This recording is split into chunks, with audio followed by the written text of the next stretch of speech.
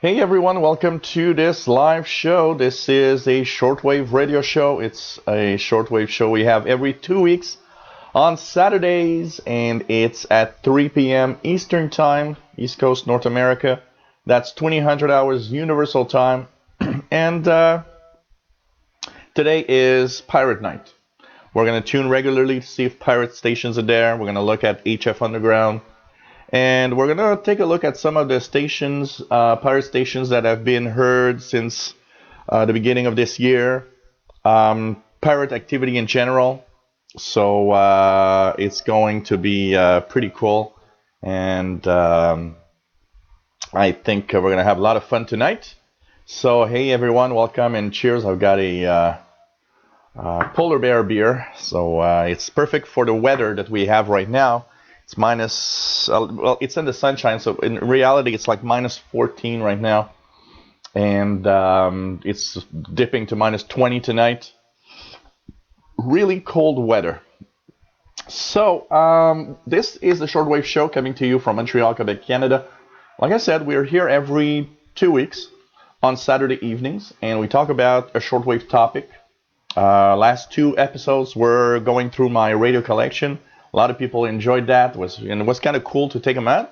And at the same time, it gave me time to dust them out and dust the the place where it is. So it helped make a little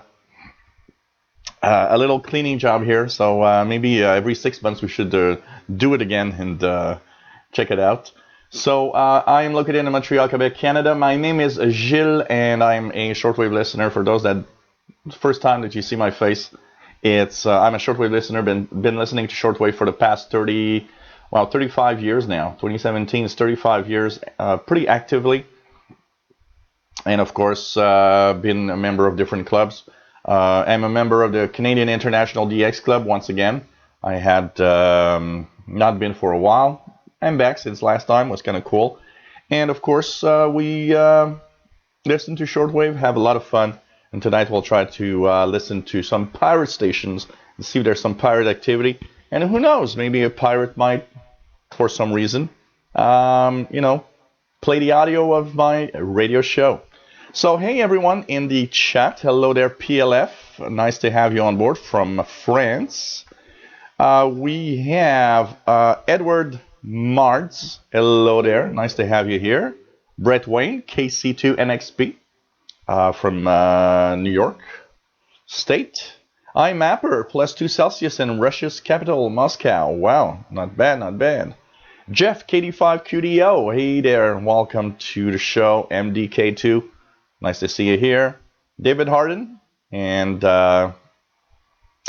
says Gilles in his radio heaven. Yep, this is radio heaven. Why not? And in man cave at the same time. So let's bring on the pirates. Jay Watterson 69, hello there. It's pirate radio time, so yep, pump up the volume. John Ritson, hello there, good evening. Nick Amendot in Romania is 9 seconds delay. Nice to see that. Pretty cool. Romania, 9 seconds. And that's pretty cool, actually. And yeah, that would be cool. An unboxing of a recently purchased Ernie in the bathtub. I need to check that out and have one. I really need to. Who knows? Maybe next time. It's going to bring back lots of memories. Hey, Jerry. Nice to have you here. It says there too was warm last week, but cold today, about 35 Fahrenheit. Matt Anderson, hello there. Nice to have you here. Scotty Tier 6 from Toronto. He's listening to the QSO radio show, 9475. Just tried it now. Very, very weak here in the noise. On his Icom R8600. Nice, good old receiver. Hey there, Vaults from Russia. Nice to have you on board. +8 Celsius. Almost some historic records. We had some, last week? Last week it went up to we had 2 weeks of every day about +5, +6, +7 Celsius. And 2 days that reached 15 It was really, really amazing weather. And now it's really winter again. Jeff Miller, hello there. Nice to have you on board. And if I'm missing out on anybody, Bobby Burgess got the Texan PL380 and he loves it. Really happy for you, Bobby. It's a great radio, and I'm sure you're going to have a lot of fun listening to your PL380. Amazing little receiver, I got to say. Calvin, hello there. Nice to have you on board, as usual. Toy Maker Larry, 1955. Hello there. And yeah, I can keep it cold up in Canada. Hello there, DX from Netherlands. Really, really cool. And Bobby Burgess is in Morgan City, Louisiana, USA. What I'm drinking is this. It's Monreal. So I thought that because of the weather, and also because it was on sale, the polar bear was something to drink today in order to really, go with the weather, basically. And so that's pretty much what I'm drinking today. It has 6.9%, so it's a little stronger. It's a little stronger than most beers, but it's not as strong as some of the beers that I have sometimes. Hey there, Europe DX. Nice to have you here. XN80Xer, good afternoon from it's Keegan in Northwest Arkansas. Sunny and 68 Fahrenheit. Wow. If it'd be 68 Fahrenheit here, I'd be on the balcony and doing my show from outside. I can tell you that. But now if I do my show from outside, you'll see probably me freeze to death live on camera. So you should have seen the cat. My cat wanted to go out. You know, he doesn't like to use his litter box for some reason. He does if he really can't, but he prefers going outside for his little thing. So, of course, it was time for that little thing, and he really, really wanted to go outside. So even though it's like minus 15 when he got out, he actually went out anyways. But I can tell you one thing. I saw him go through the yard, go where I see him poop usually, and come back running, and come back up running the stairs, and just like, I want to get in. So that gives you an idea of how cold it was, and it is right now here. So pretty amazing. Jeff Miller says Fort Lauderdale is near 80 Fahrenheit. Wow. Friends of mine were in Fort Lauderdale only a week and a half ago. They were on vacation, and they went through Fort Lauderdale for a day or two. And enjoyed their little vacation. So pretty cool. MDK2 says he's be getting a 12-pack of something or other later. So going to grill some rats in a few hours. Cool. I've got everything set up here for a chicken. We're gonna have some a chicken recipe that I'm gonna make tonight. So hey, Hammerad88, hello there, Tom. Nice to have you on board. Says it's 75. Yesterday was 85 down in Florida. Nice, pretty cool. Bonjour, Mustafa Labib. Bienvenue. Welcome. Really nice. Hey, William Helms, also in Florida. Pretty cool. Hugh Kelvin Morgan. Hello there. And yeah, that's pretty much what he did. Popped out for 60 seconds and then back. Pretty much what he did. Jay Lundstrom. Hello there. 10 Fahrenheit in Medway, Maine. Way below zero chill factor when the wind picks up. Yeah, it is quite windy, and we're not really that far away. So we're close to the same weather, basically. So it's really nice to have everybody here. Really, really nice. Nice turnout. It's always fun to do these shows and have all the people from, everywhere sharing their little moments. Hey there, SWL. Nice to have you here.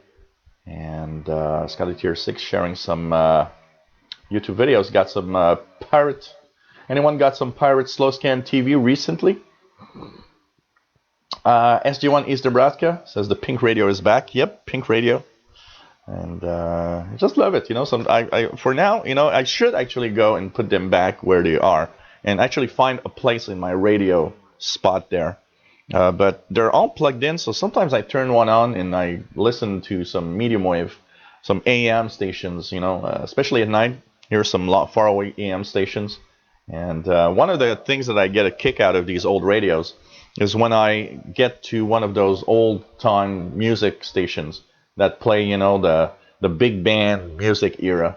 And I can just imagine that when that radio was created, maybe that's what these people were listening to, the big band music, you know, of the time. So really, really fun and really cool to see those. These are, for those that wonder all the time, these are all American fives that we call them. Five tubes, simply 5 tubes, and pretty much always, you know, pretty much the same tubes or an arrangement of really close numbered tubes. So pretty cool. The blue circuit board right here, probably, that's a medium wave radio from that you can actually buy from Elenco, and bought it on eBay for I think $15. So it's something you build. You got to build it yourself, and works fine actually. If I pop in a 9-volt battery, it receives medium wave very well. It's and the sound level is surprisingly strong. Nice little receiver to build. And what's really cool about this, especially, is if you have young kids that are in the age where they can actually learn radio. What's really cool is that the little manual that comes with it not only shows you how to build a radio, but has extremely good explanation of how it works. So you can actually understand what each circuit is doing in that radio. So it's pretty cool for that. Pretty cool for that. Hey there, 1990 Sunbird. Nice to have you here. Pretty cool. I'm seeing here that the upstream seems to not be the best it can. I don't know if you guys have a problem with the upstream, but I see that I'm getting a yellow bar of upstream right now, as if the oh, it's green back. It's back to green now.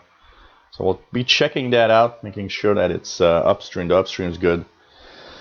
Oh yeah, exactly, Jeff Miller. These kits bring back memories of Radio Shack electronic kits for kids. I had the 201. Actually, I had one with solar. Went solar. It was like 25 experiments. Went solar, and then I got the 201 that I had a lot of fun with, and I played with that so much. So really sad. Radio Shack is an era. Really, it's, you know, it's us old guys ranting about, you know, the good old days. So tonight we are going to take a look at pirate stations. We're going to try to listen to some pirate stations. Let's just see if some of the regular ones might be there. So 5150. Not hearing anything on 5150. Let's just try if, just by any chance, anything in the pirate band here. But I don't seem to have much right now. Really nothing special coming in right now. So we'll try it out throughout the evening anyways. And anybody that has something. Yeah, there were some intermittent weird things on the feed, but now it seems to be very solid for the past few minutes. It went down, but it got back up strong now, so we'll hope that it holds on and should be good. Hey there, Kimberly, K6YYL, nice to have you here. Pretty cool. And really...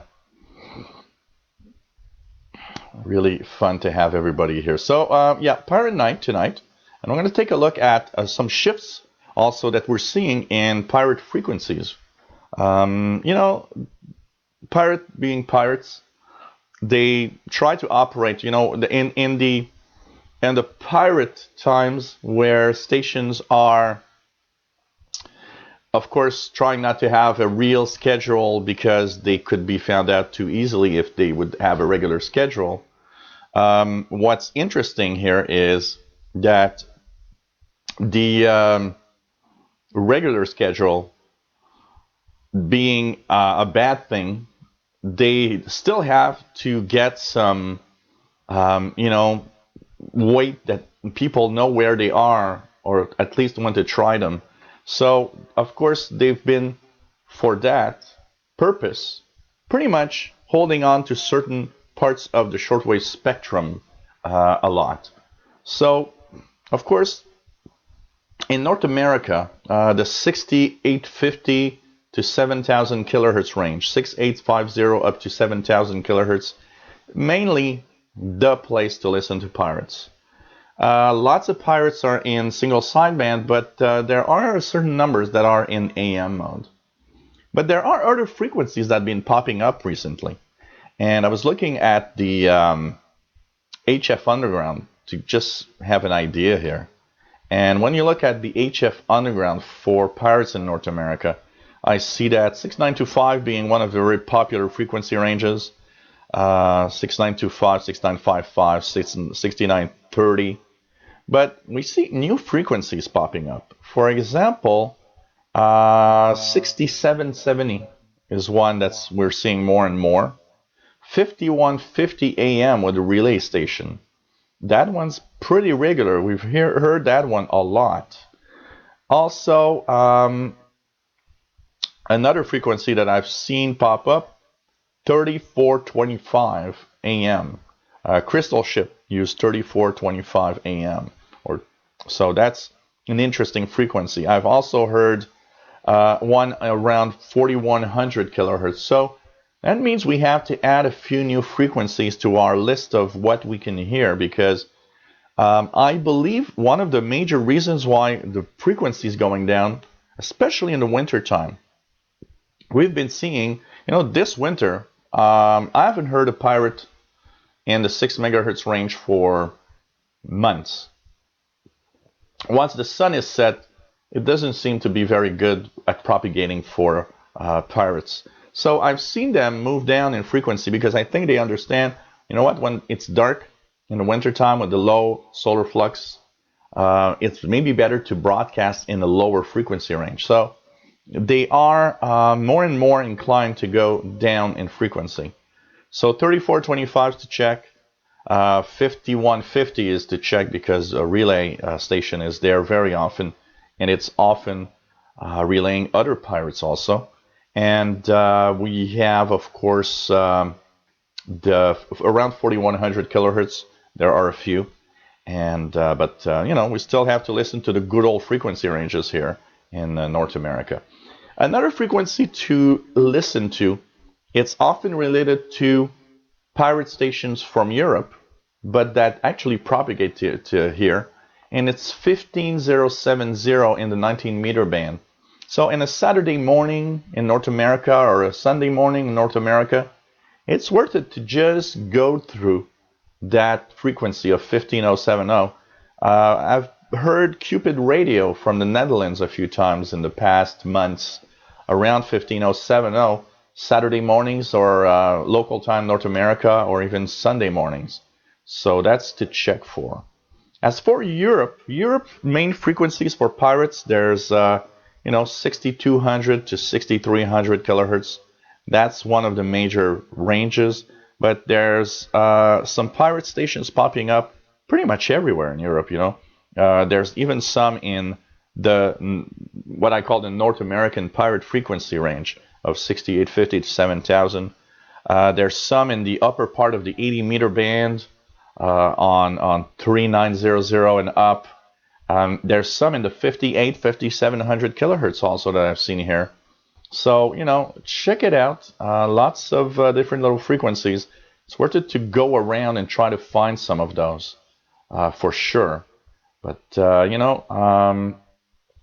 it's really, really cool to listen to pirate stations. It's a very unique programming, very different from what you'll hear in most of the shortwave stations, and it's just cool because also there's that moment of you just don't know what you're gonna hear, and some nights you'll hear nothing, and some nights you'll hear 2 or 3 different pirate stations coming in real strong. For the equipment for pirate stations, it's not very complicated. You don't really need, of course, you know, a big gun radio like I have. The Icom here is nice, but you know what? Some pirates are strong enough that even a little portable receiver with the telescopic antenna is sometimes actually good enough for that. So you know, these are things to check for. Yes, BLF, my flag is well suited for today's show, the pirate flag here, and that flag is not moving from there. I can tell you that. It's a great addition to my radio my Radio Shack, and you know, it's a cool thing to look at when do the live shows, and it comes from my nephew, so it's pretty cool, and really love that. So you know, pirate stations, and pretty cool. Scotty Tier 6 has his VIC-20, Counter 64, SX64, and they still work. Yep, I've got my Counter 128 here. I've got an Atari 2600. I've got a Atari 1040 ST. I've got a Amiga 500, all in working order. Really cool stuff there to play with, can tell you that. And William Helm says, Elecraft just as receiver kits with SSB. All I've seen were transceivers. I don't know. I don't know if they have receivers. So pretty cool.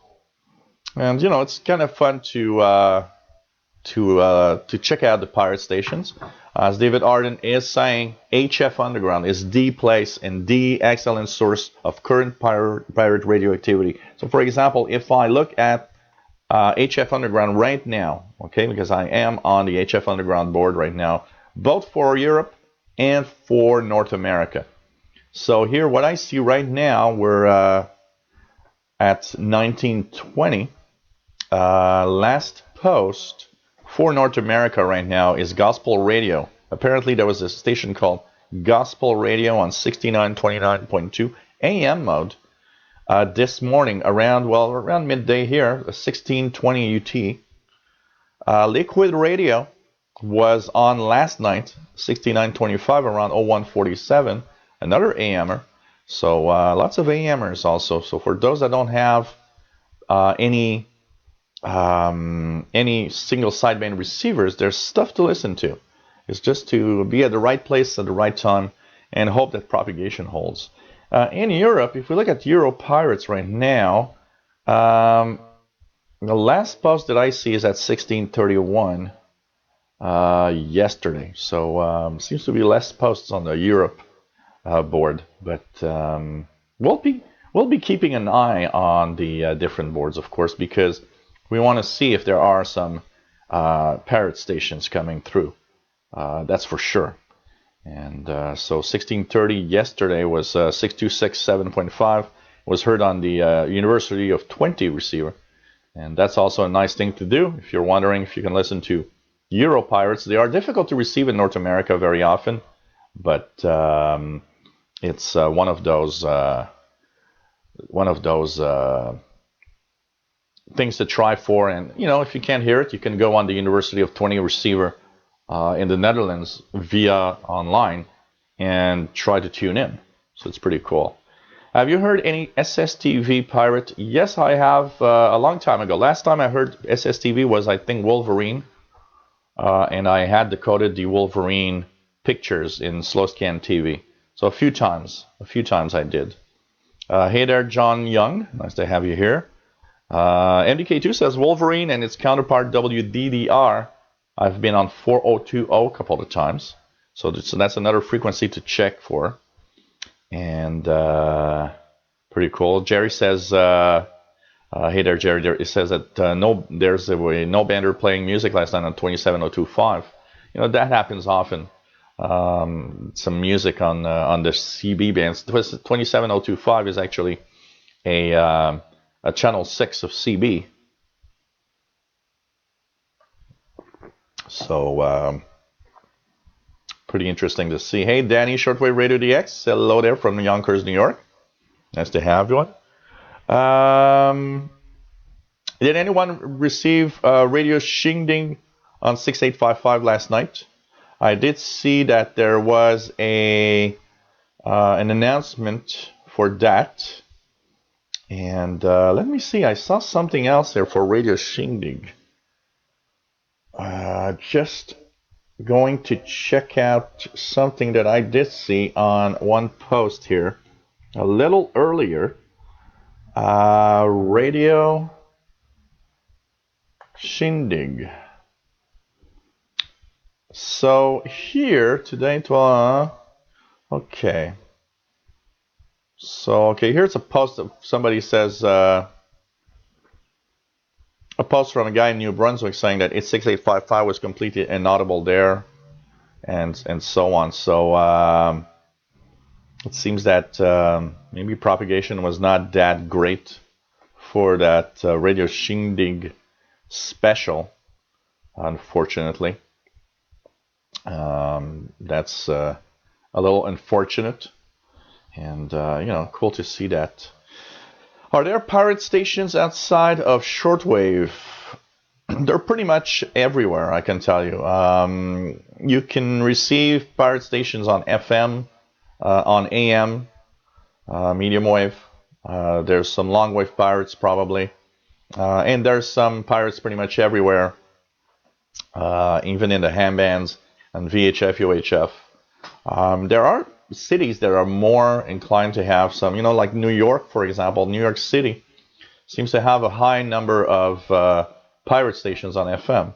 Yet here in Montreal, and I'm surprised, I've never heard a pirate on FM here in Montreal. Never. So it doesn't mean they don't exist. They usually have low power. So it's kind of weird. But I'm just going to try something here, guys, for a second. Okay, guys, sorry, I just restarted the stream for anybody that wonders, because I see that the output wasn't great, so I decided to restart it. We'll see if it gets better. Luis Aravello, where do you get knowledge on shortwave? The internet is a fantastic resource, I can tell you that.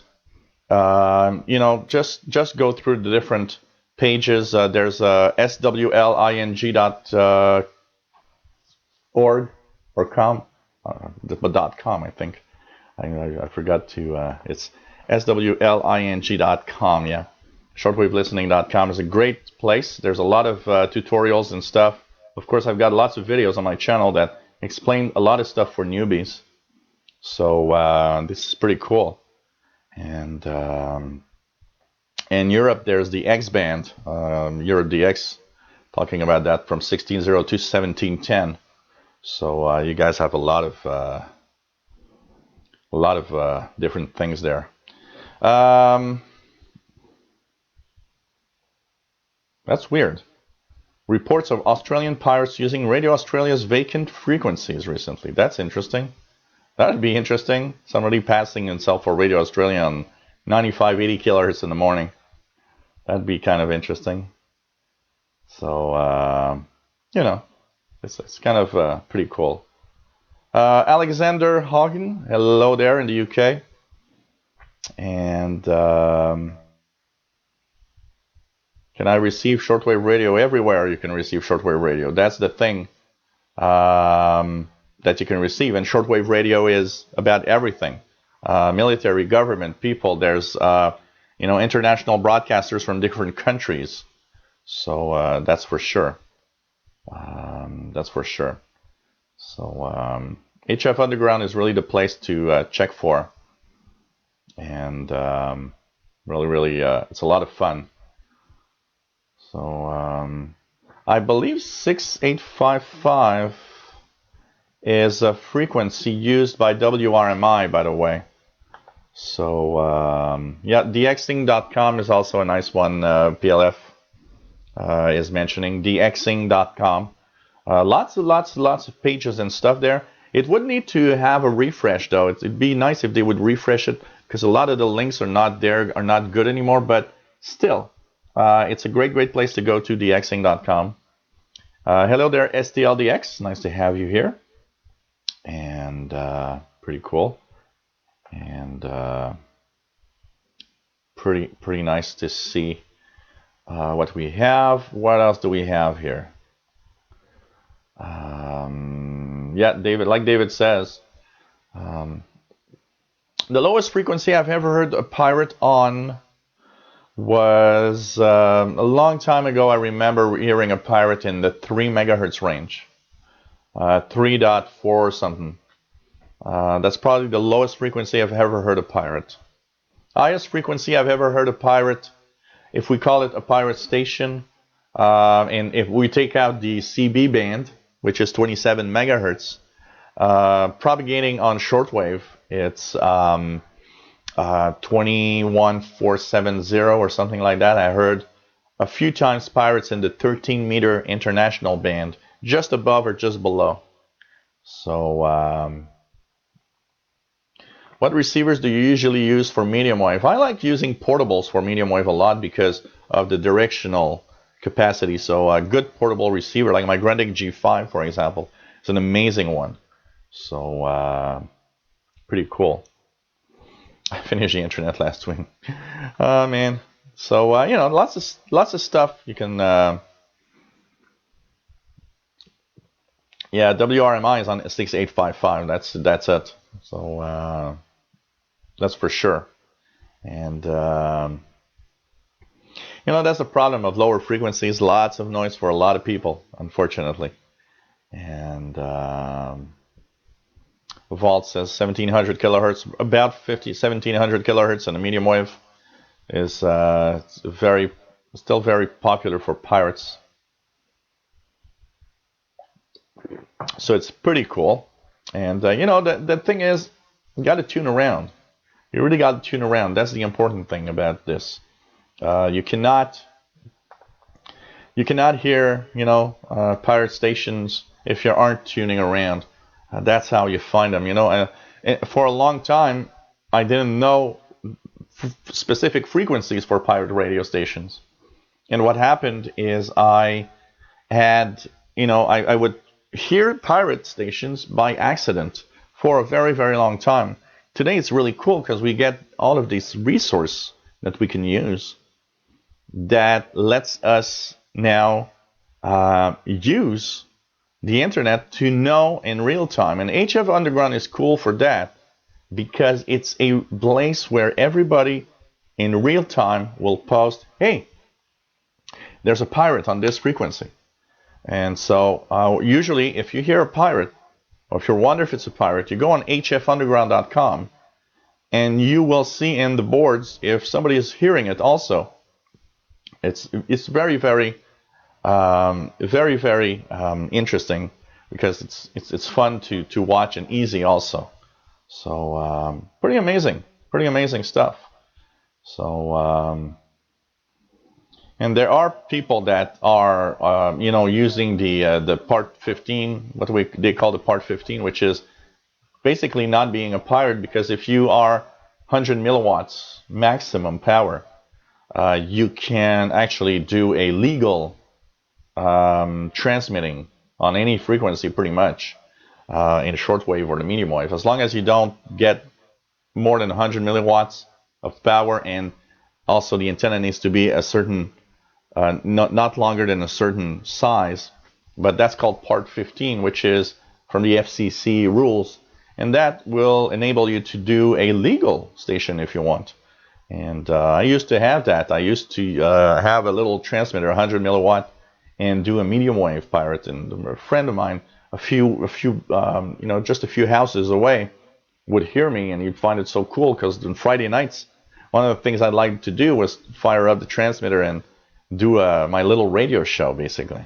So it's kind of cool. Is long wave rare to get in North America and or USA? Well, long wave here in North America is usually packed with non-directional beacons. So if you tune around long wave, what you'll hear is these beeps and tones. And the beeps usually have Morse code letters that will identify a specific airport. They are used for navigation for the airplanes. And so the non-directional beacons are there for that. And it's rather difficult to receive any long wave station from Europe in North America, unless you have some really big setup and very low noise. There are some time to time, some people that will pick up European long wave stations.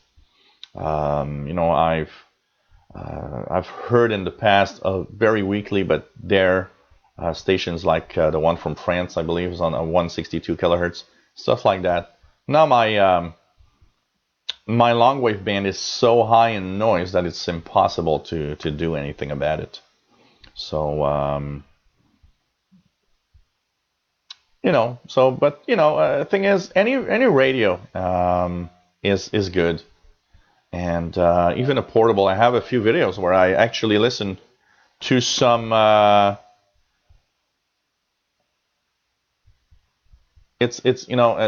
heard pirates on a portable receiver outside in my balcony a few times, and I posted some videos from last summer, I believe.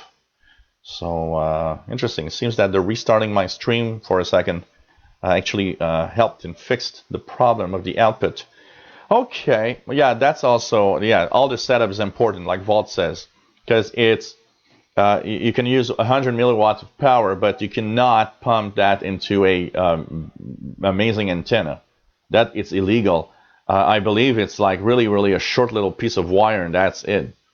Really something to check for. So and same thing here, David. My 100 milliwatt transmitter was also built from scratch. I had picked up parts from old AM radio and followed a schematic that I found somewhere in a book. I think it was in a library book. They had a electronics book, and one of the pages had a schematic for a 100 milliwatt AM transmitter. And I actually had that for a long time. I mean, I was, maybe 12 or 13 years old back then. And I would fire that up every Friday. Now, I was probably illegal because I had that on my 100 feet wire antenna, which probably was not legal. So, but I had a lot of fun. I'd fire it up on a Friday night. I remember I always was it was always summer nights because it takes, the U.S. stations don't come in until the sun sets, and since the sun sets like at 9 p.m., I had all evening of AM, and I would broadcast every Friday night starting. I would start around 7:30 p.m. until about 9:30 p.m. I would do my 2-hour Friday night, and I did that actually regularly every Friday night for probably over a year back then, and I had fun. And there's a friend of mine that was really good, had a lot of fun in electronics and gadgets like me, and he would live about five houses down the street. So he had a lot of fun because we would look at electronic stuff like that, and he had a lot of fun tuning in and listening to my broadcast on Friday nights because he found it just so cool. So, it was just really a good old time. I remember that. It was kind of cool. And who knows, maybe it'd be fun to have a little 100 milliwatt transmitter here broadcasting 24 hours a day on a small antenna or something. So it was a lot of fun. I would pump up. I remember pumping up the volume a little higher so that the modulation would, it's sometimes a little distort, but the modulation would help the signal probably pass the 100 milliwatts. And I also operated a pirate station. That was really a pirate station. When I was about 15 years old, I would operate a pirate station from one of my walkie-talkies. I had a 1-watt walkie-talkie that had only channel 14 on it. And that walkie-talkie didn't work well. But on reception, it was bad. But on transmission, it was okay.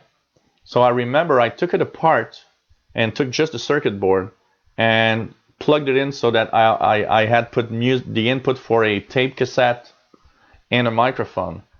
So I remember doing a pirate station. That one, because I knew was illegal, I did irregular, but I'd say that, a Friday or Saturday evening out of maybe a month, every month, 1 or 2 times, I do that, and that one actually made it much farther because I had an outdoor antenna on it. And I remember a friend of mine living about 6 corner streets from me. He had a DX100 like that, and I remembered asking him, "Do you hear me on your radio around 27 megahertz?" And 6 corner streets, he could hear me with like S5, S4, S5 signal. So I was thinking, well, this is cool because he hears me 6 corner streets. So I do have a kind of a radiated, spot that people can hear me. And I remember I was tuning around other CB channels and hearing a guy on like channel 30 saying to everybody, "Hey, there's this guy playing music on channel 14. So you get a kick out of it. You say, wow, somebody's listening, So I would guess that's my personal input on pirate radio, basically. Doing a channel 14, which was 27125. I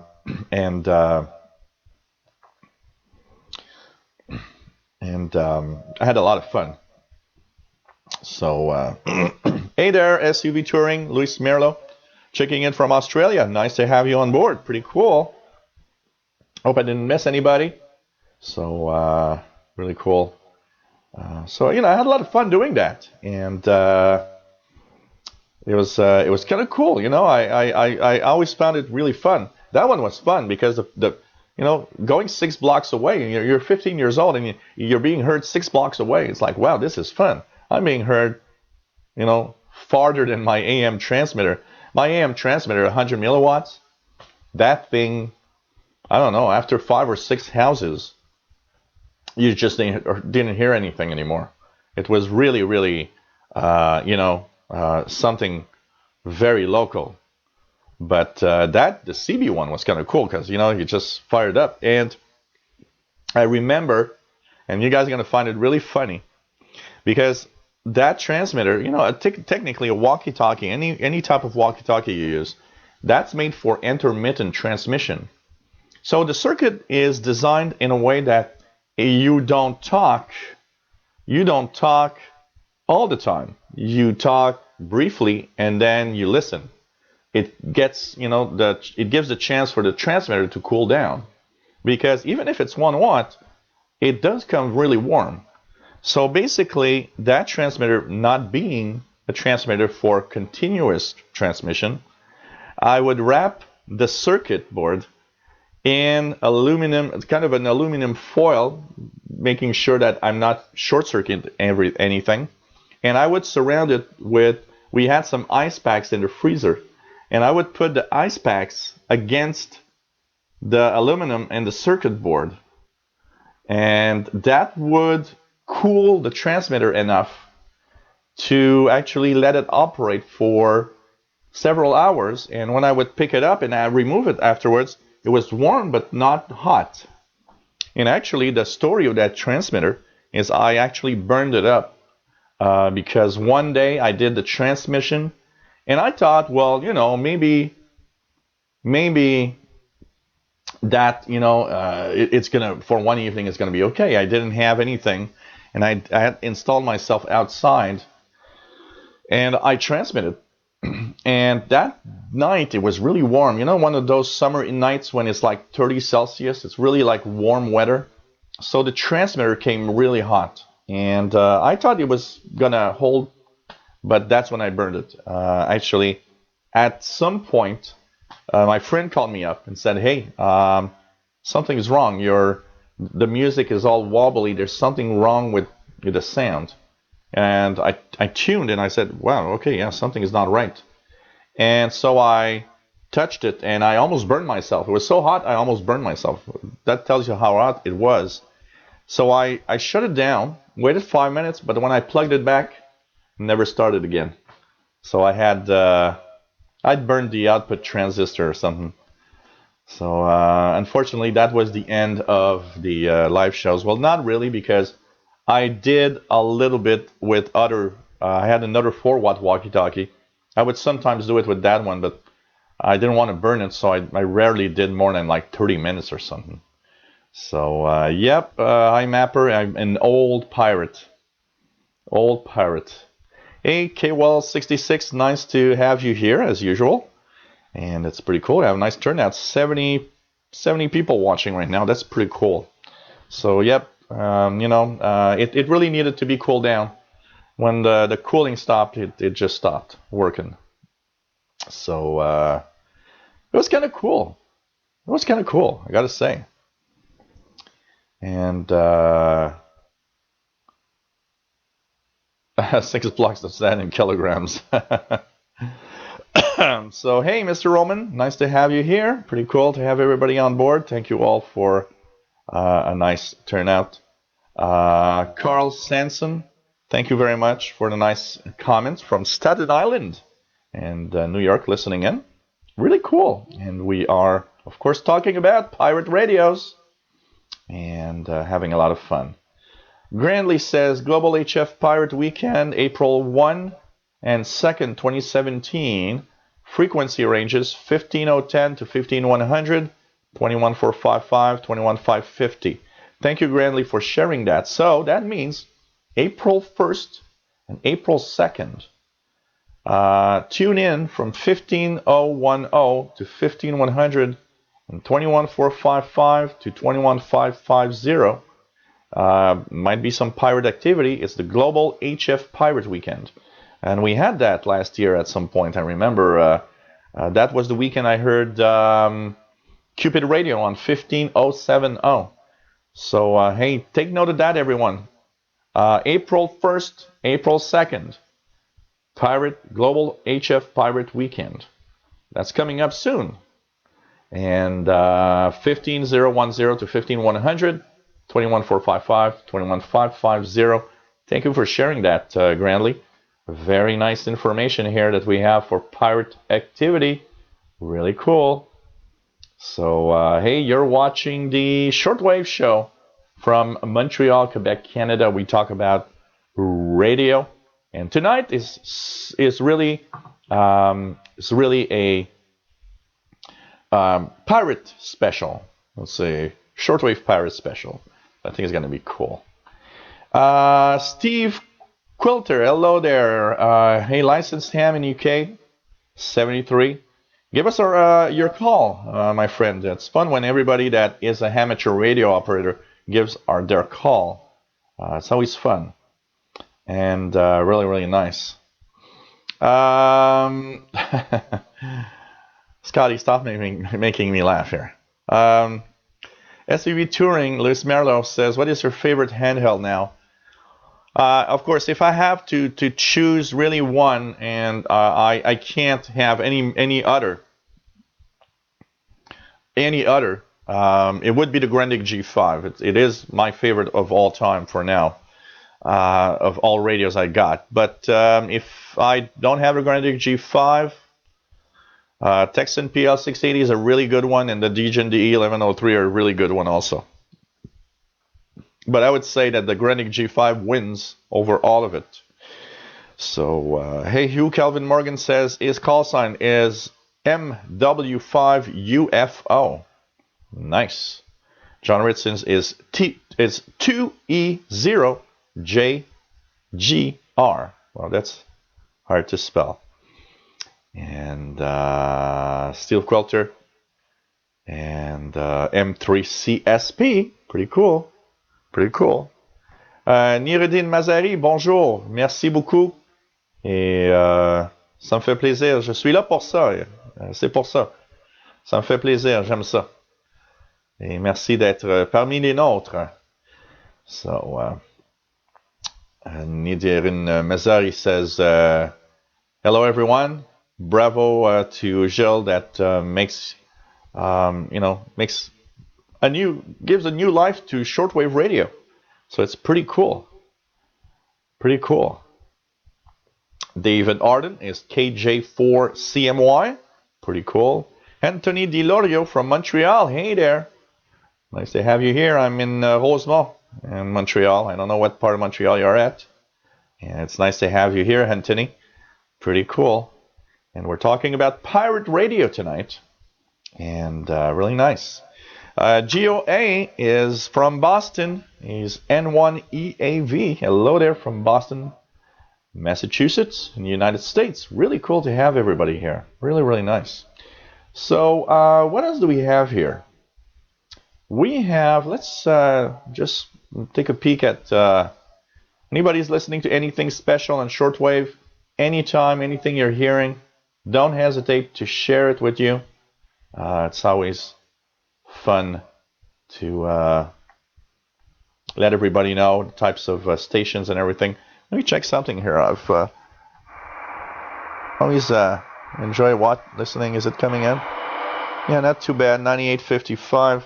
Not as strong as it was before, but 98.55 is Radio Japan in French from Madagascar. That's pretty cool. Let's check out if I think it's 17640. We have yep, African Pathways Radio 17640 from Madagascar coming in right now. It's usually a little stronger around 1800, but it's not too bad. There's a few stations as we wait and hope that maybe at some time we will have some pirate radio activity live. Who knows? And really, really cool to have everybody here. So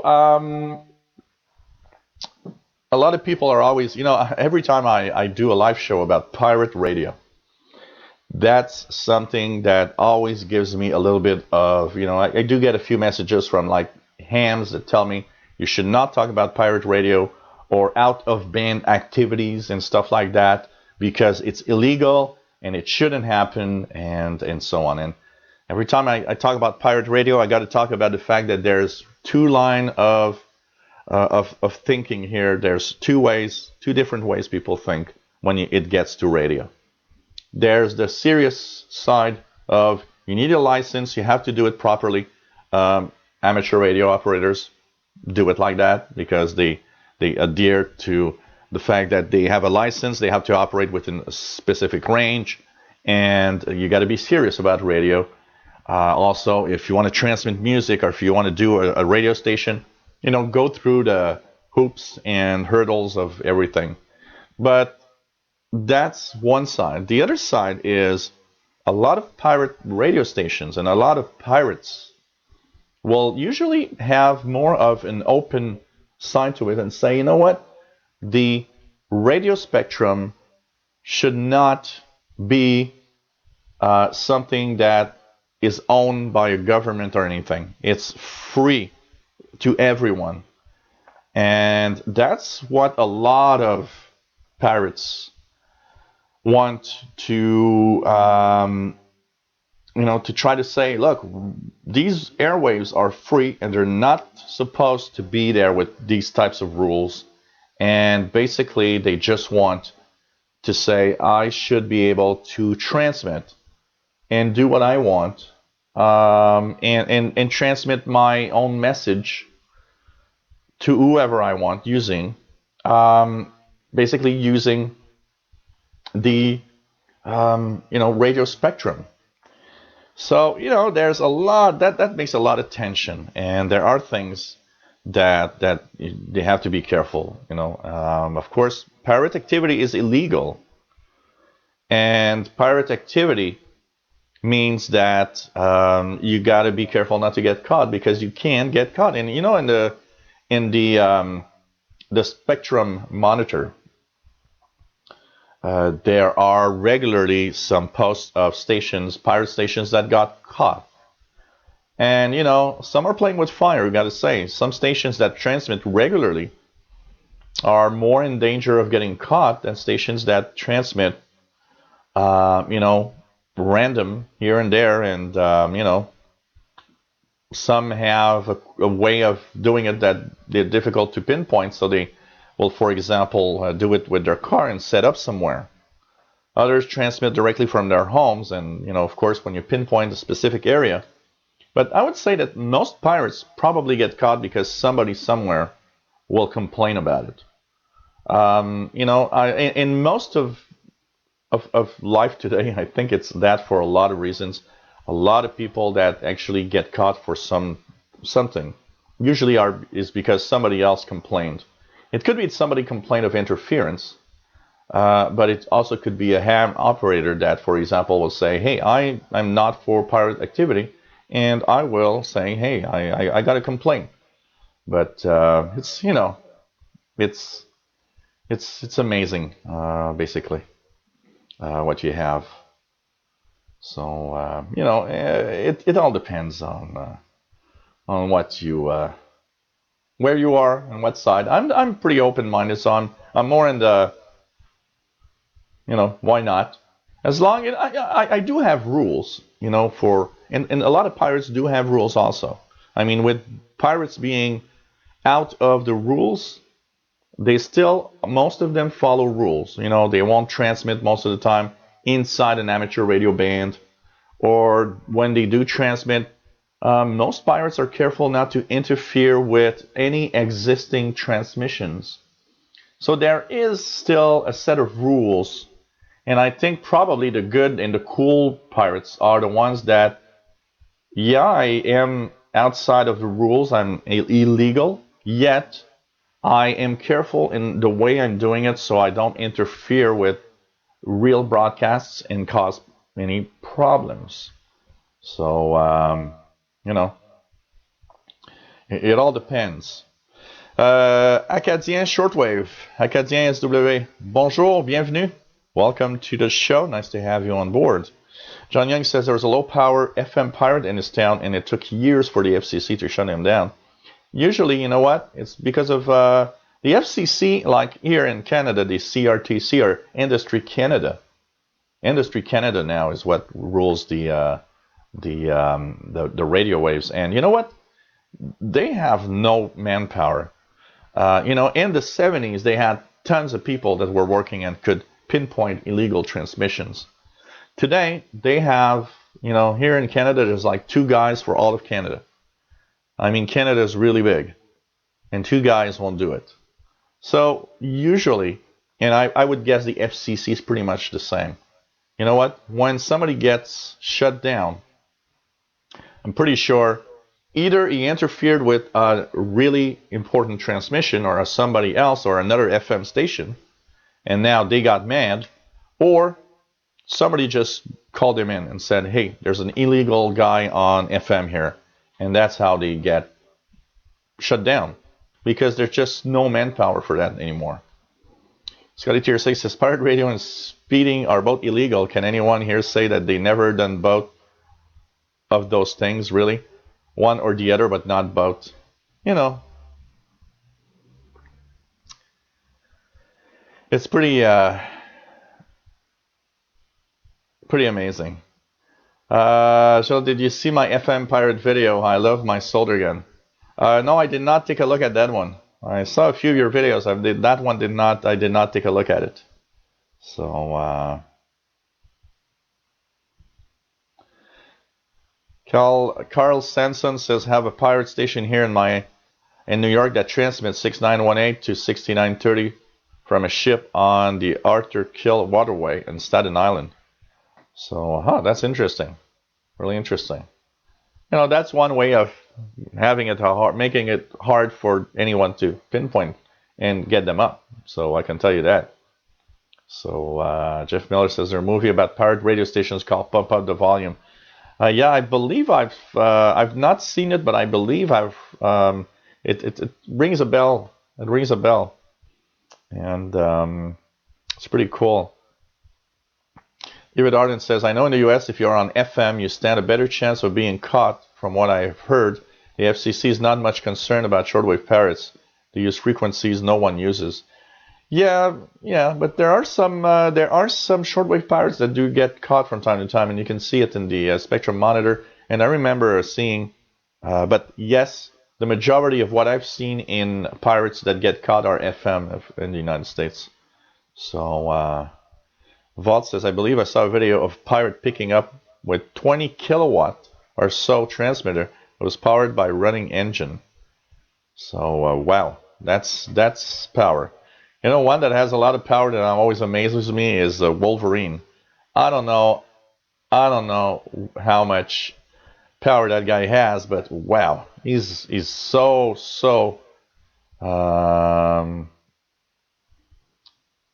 So amazing. Granley says, I hear Canadians are fun-loving folks. Depends. There are some nut jobs in Canada, like everywhere else.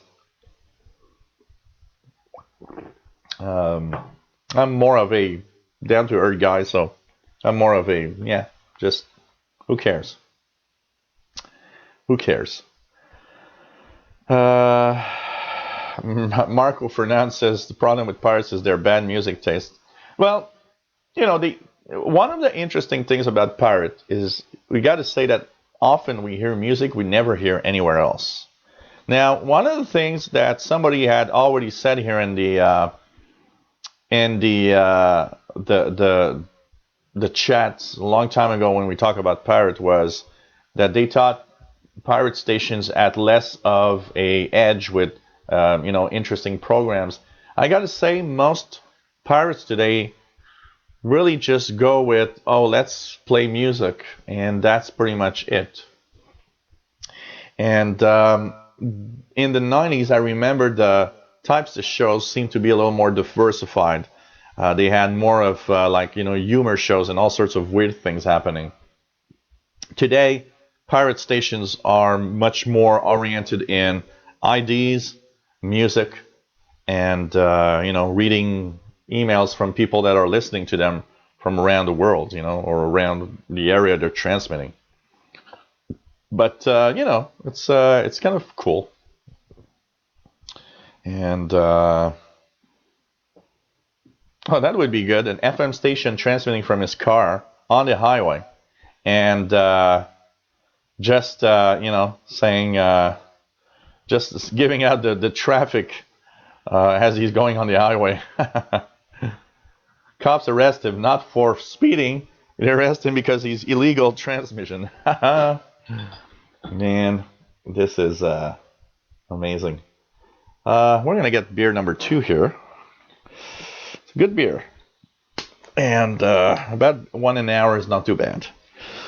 Yesterday I went a little overboard. Yesterday I had six beers left, and some of them were like 10%. By the end of our show yesterday, I had 4 beers, and 2 of them were 10%. And I gotta say that when I stopped yesterday the live show, I was sitting down and was like, okay, I'm kind of getting drunk a little here. So I ordered some food and ate some pizza because I was getting a little too high there from alcohol. So today going to be a little more relaxed. Yeah, maybe. One thing for sure, if you broadcast your own voice, it's easy with computer-generated software to, have an expert say, no, you're the guy. We know from your voice, Hey, Andy Tobin, nice to have you on board. And says, I ain't getting a notification that your live feed is starting soon. YouTube is all shagged up, I know. It is not your fault, but just wanted to let you know. Yeah. Are you on my list, Andy, of Shortwave? I also send out emails. And anybody, by the way, that is not on the list, just send a little hello to officialshortwaveradio@gmail.com. Officialshortwaveradio@gmail.com, and you will be able to basically receive my email notification. So I'm not sure if you're on my list there. So, and if you don't get your YouTube notifications, at least you will get my email notification, I hope. I get my YouTube notifications because I have a few other places that I am, and it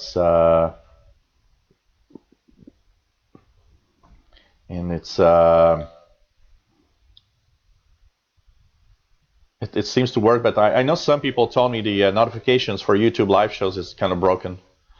Maybe check also it. I was telling some people, check your junk mail. Sometimes it might go in the junk mail. And Dave N9EWO in the email says, in Janesville, Wyoming says, the big news here in the USA this week is the final demise of Radio Shack. I know it's been gone in Canada for quite a while now, and yes, that turned out the source owned by Bell Canada. Anyway, closing sales at all USA Radio Shack stores going on right now. Very sad it is. Totally sad. I mean, I gotta say that I probably the store that had the most impact on my life for what I do today, the shortwave stuff, for my knowledge of electronics, for my knowledge of how things, even to a certain point, computers, is Radio Shack. And I got to say, it's so sad, so sad. I don't know what could have saved them. Maybe they should have. Maybe they should have, never changed. And here the biggest problem that happened is the fact that it's now, the source is too mainstream. It's like the place where you go buy your computer or a TV, stuff like that. And they have almost no more of, the cool stuff that Radio Shack had. Radio Shack was so different in its own little market. And I believe that when they started changing, that was the biggest mistake. They probably saw a decline in sales starting a long time ago, maybe even in the 80s. Because as people like us were getting older, of course, the younger generation was not like us. And they would probably see a decline in sales. But the problem is, yeah, they maybe had a decline, but they had a really niche market. Radio Shack was that place that not only you can get, or some regular stuff, you also get some cool stuff and some cool gadgets and some parts for electronic projects. And you needed a soldering iron, you'd go to Radio Shack. And that was the place. And then they started getting mainstream, less and less parts and stuff like that, more and more. Oh, okay, you can buy a TV now. You can buy you can buy a laptop now. You know what? If I want to buy a laptop, there's a gazillion other places I'd go to. And personally, I've never bought a laptop at neither Radio Shack or the source.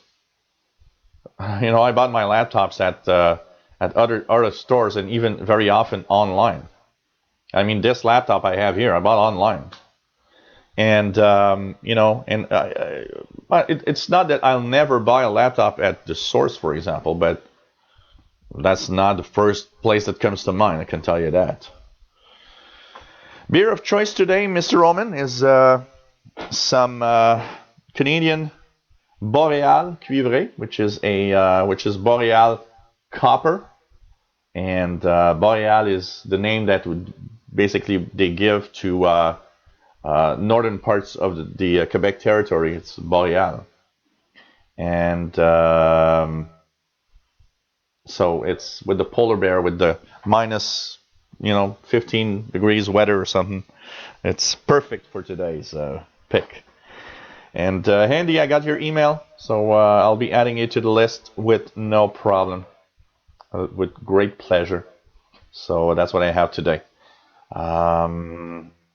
Scotty Tier 6 says, I heard some of the big pirates use a mobile and 1 or 2 kilowatt transmitter in a van so they can remain mobile. They play pre-recorded show while on the move. Can't triangulate a moving target. Yeah, I believe so, and I believe that some of the stations do that effectively. And that's, the best way to do it without being caught, because they can't really pinpoint where you are. Andrew Everett, hello there, nice to have you on board. Pretty cool. Jose Luis Pena, nice to have you on board. EC4TR is AM call sign. Colin Murray, hello there from York, UK. Just bought the Texan PL 680 and have heard nothing yet. Must get an antenna rigged up. Yeah, and make sure that you don't have too much noise in the environment. because it's a sensitive receiver. Even with the telescopic antenna, you should pick up a lot of stuff. I would think that you have too much noise in your environment. Go outside if you can, and farther away from the homes and everything, and you should actually have better reception. Hello there, Jim Bob. Nice to have you on board. And not really, Jim Bob. You know, there's no really active listening of all radio signals everywhere. You know, it's there will be triangulation or stuff like that, but it's not, you know, shortwave signals. The majority of shortwave signals are not monitored or anything, and it's kind of, you know, it would be way too tedious to listen to every. You know, it's like it's a little bit like the NSA. You know, getting terabytes of internet data. You know, there's a big difference between getting internet data, terabytes of internet data, and getting something interesting out of it. So, you know, it's the same with radio transmissions, I can tell you that.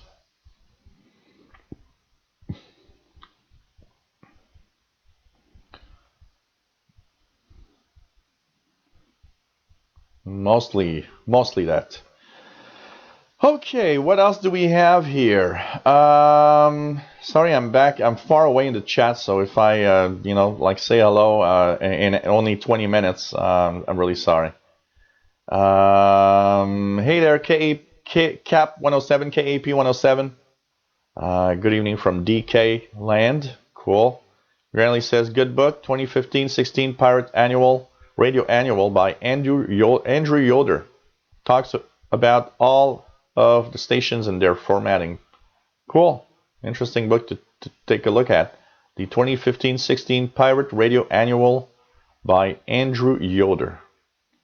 Hello there, Brother Earth. Nice to have you here. And if I haven't answered your question yet, I'm not there yet, probably. What else do we have here? Yeah, well, you know, Radio Shack has been changing a lot. Jeff Miller says Radio Shack is now basically a glorified Sprint store in the USA. Look here, since Bell Canada bought the Source, you know, it's like you go there to get a laptop or a TV or a tablet or a phone, you know, a smartphone. And that's it, pretty much. Spark Detect, hello there. Is that little beauty a PL365 or is it the Countycom SSB? So the Countycom SSB is here. There it is. Very nice little radio. And really cool. Listen to the last night around midnight for half an hour. Listen to some ham guys talking on a 160 meter band, 1850 lower sideband. And I mean, just with the telescopic, and it was coming in really well.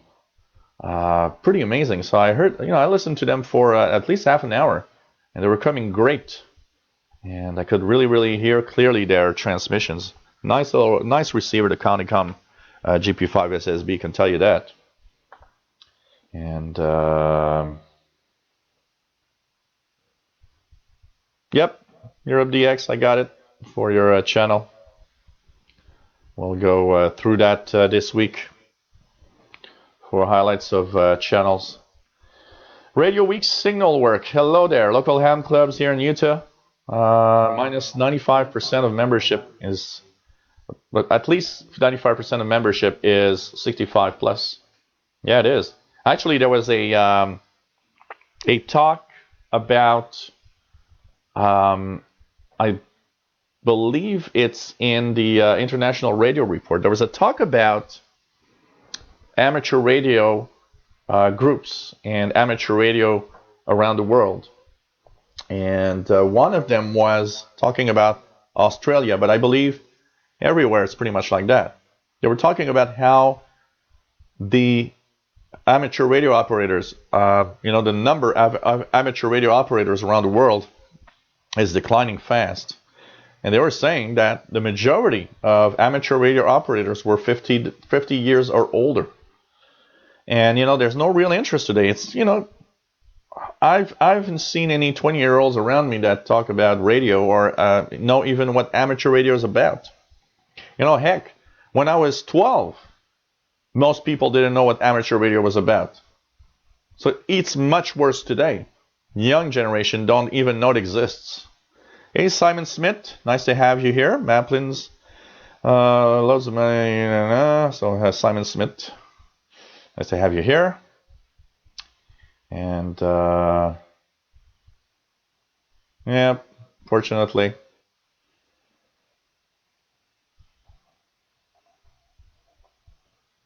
Don't really need a new microphone. It's okay for the one I have right now. I like the one I have now.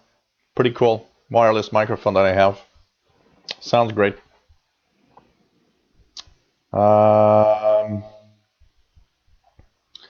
So N9 EWO's website. Yeah, I did talk about it on my YouTube channel this week. Pretty nice. And yeah.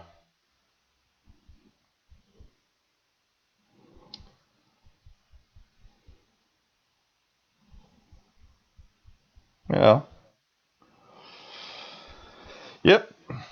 You know. Oh, by the way, talking about that, my list of shortwave frequencies will be out this week. So I don't know what day exactly, but expect my March list of frequencies to come out this week for everybody. So I'll be posting on the YouTube channel and posting it through the Facebook groups and everything. I might actually do a one thing this time around is send it also the link through the everybody I have in my email for the live shows. So everybody's going to have the list. So the new list, and there's a lot of new frequencies because I did quite a few evening of listening and found tons of new frequencies. Just a shame, you know what? It's going to be good for March, but April, we're already going to be in the summer schedule season. End of March is when, end of this month, we're already changing schedules for the summer season. So quite amazing. Hey, Carol T, nice to have you here. So pretty nice to have you on board. Pretty nice to have everybody here. Getting through slowly. What else do we have? What else do we have? What else do we have? Sorry if I'm not trying to not miss anybody. What else do we have here? A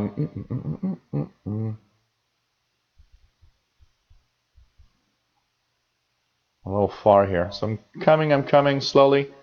Okay. Yeah. Hey, Brian Iowa, nice to have you here. Yes, magnetic loop antennas usually, not always, but usually do help a lot with noise when there's a lot of noise. Pretty much.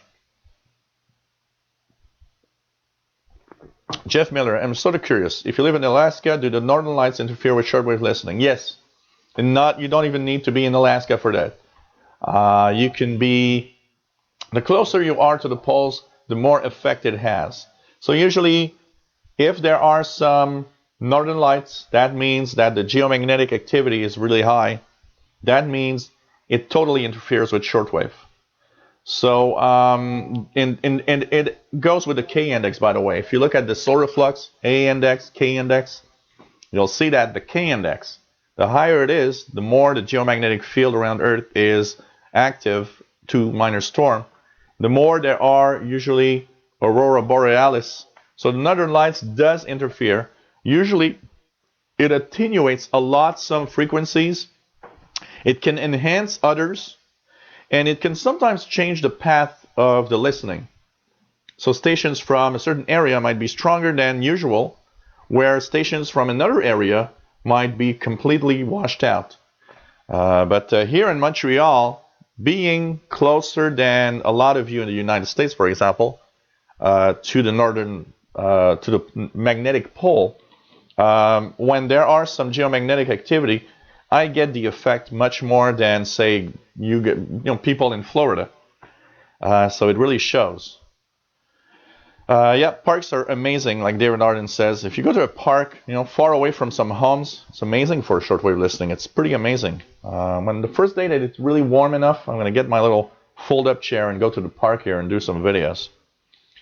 So, Radio Weak Signal says, just picked up a nice clean used ICR 8500. Been using it all weekend. So, K7LNP. And working, yeah, the ARRL DX contest this weekend. I wanted to say it at the beginning. Really amazing, lots of AM signals. If you want to DX the world, it's pretty cool. Hey, Charlie Loudon Boomer, nice to have you here. Pretty cool. So,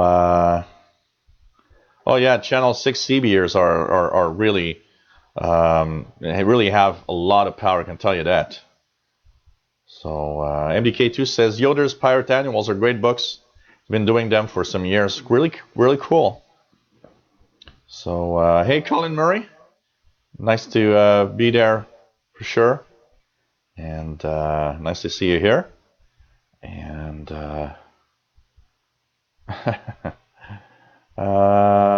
what else do we have? Let's slowly go here. F4GBE, Adrien, salut, ça va bien?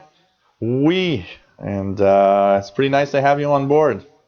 As usual. Yeah, of course, there's the exception to the rule. Some of you are, of a younger age, but I can tell you the majority of people are older, and unfortunately, that's the way it is. Really, a lot. STLDX says, I grew up in the 80s. Radio Shack was the place for hobby electronics and parts in my town. With its slow death spiral, I'm curious where everyone goes now for the electronic parts. I've mostly been in major metro area with mom and pop stores that filled the need, but if I was still in the town I grew up in, I'd be screwed. Totally. The Radio Shack stores, that was cool about them also. Even very small towns had a Radio Shack. I remember going to up north, when my father had his chalet up north. And I remember we would stop at a small town about 15 minutes away from where we were going. And I remember every time I had to go to the Radio Shack store there. And it's like, for me, it was like, well, it's a Radio Shack, but I don't know. It's an out-of-town Radio Shack. Maybe it's different. And that's true. A lot of small towns had Radio Shacks. And for small towns, unless you had maybe a repair guy around that had a shop, that was the place to get parts most of the time. And yes, with the Radio Shack demise, that means you buy online. Let's just think about it. You're in a small town, you need parts. What do? You'll go buy them online. Basically.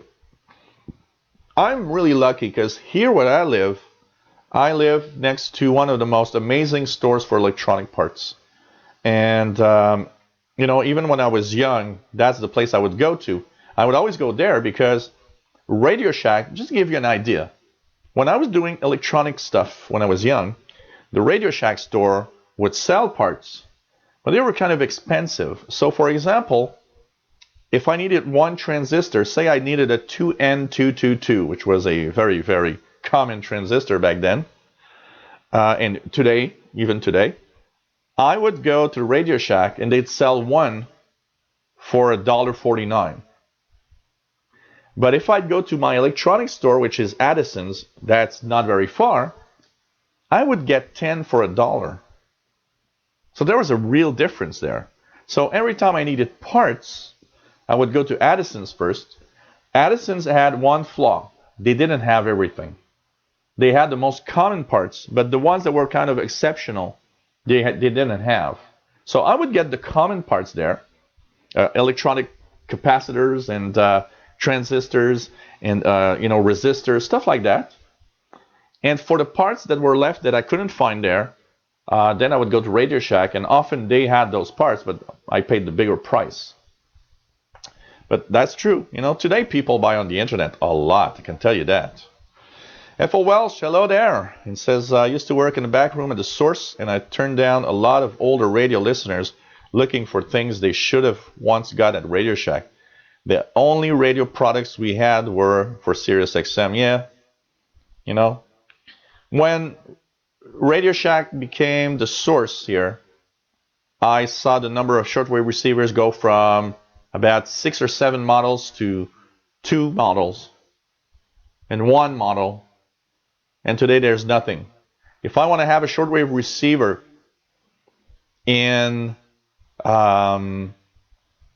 I want to have a shortwave receiver at the source, they have them online, but they don't have them in the stores. So, you know, really sad. Oh, man. Brett Wayne says he's on 1923 from time to time, 160 meter at night. Carol says the ARL came out with a report that there are more active call signs now than ever before. I'll try to find the article. The difference, you know what, Carol? I don't see many of the new hams on HF. You know what, here, there was kind of a wave of new hams in the 90s. But they were all in 2 meters, on the 2 meter band, 144 to 148 megahertz on VHF. And you know what? I'm sorry to say, but 2 meter band for me is like glorified CB. It's CB that you need a license to get. And it's really boring. And I have to say also, and you know what? Fastload that sometime in the chat rooms, a friend of mine that lives, you know, we see each other from time to time. And one time we were talking about the level of knowledge of the 2 meter amateur radio operators. And, you know, sometimes I hear 2 meter guys talking about radio. And I am amazed at the fact that you are an amateur radio license operator. And I have a gazillion times more knowledge about radio than you. And I'm not a licensed operator. So it's kind of, I don't know. Radio Weak Signal Works has been an amateur radio operator for 42 years now. David Arden says some of us waited until we were 50 to get their license.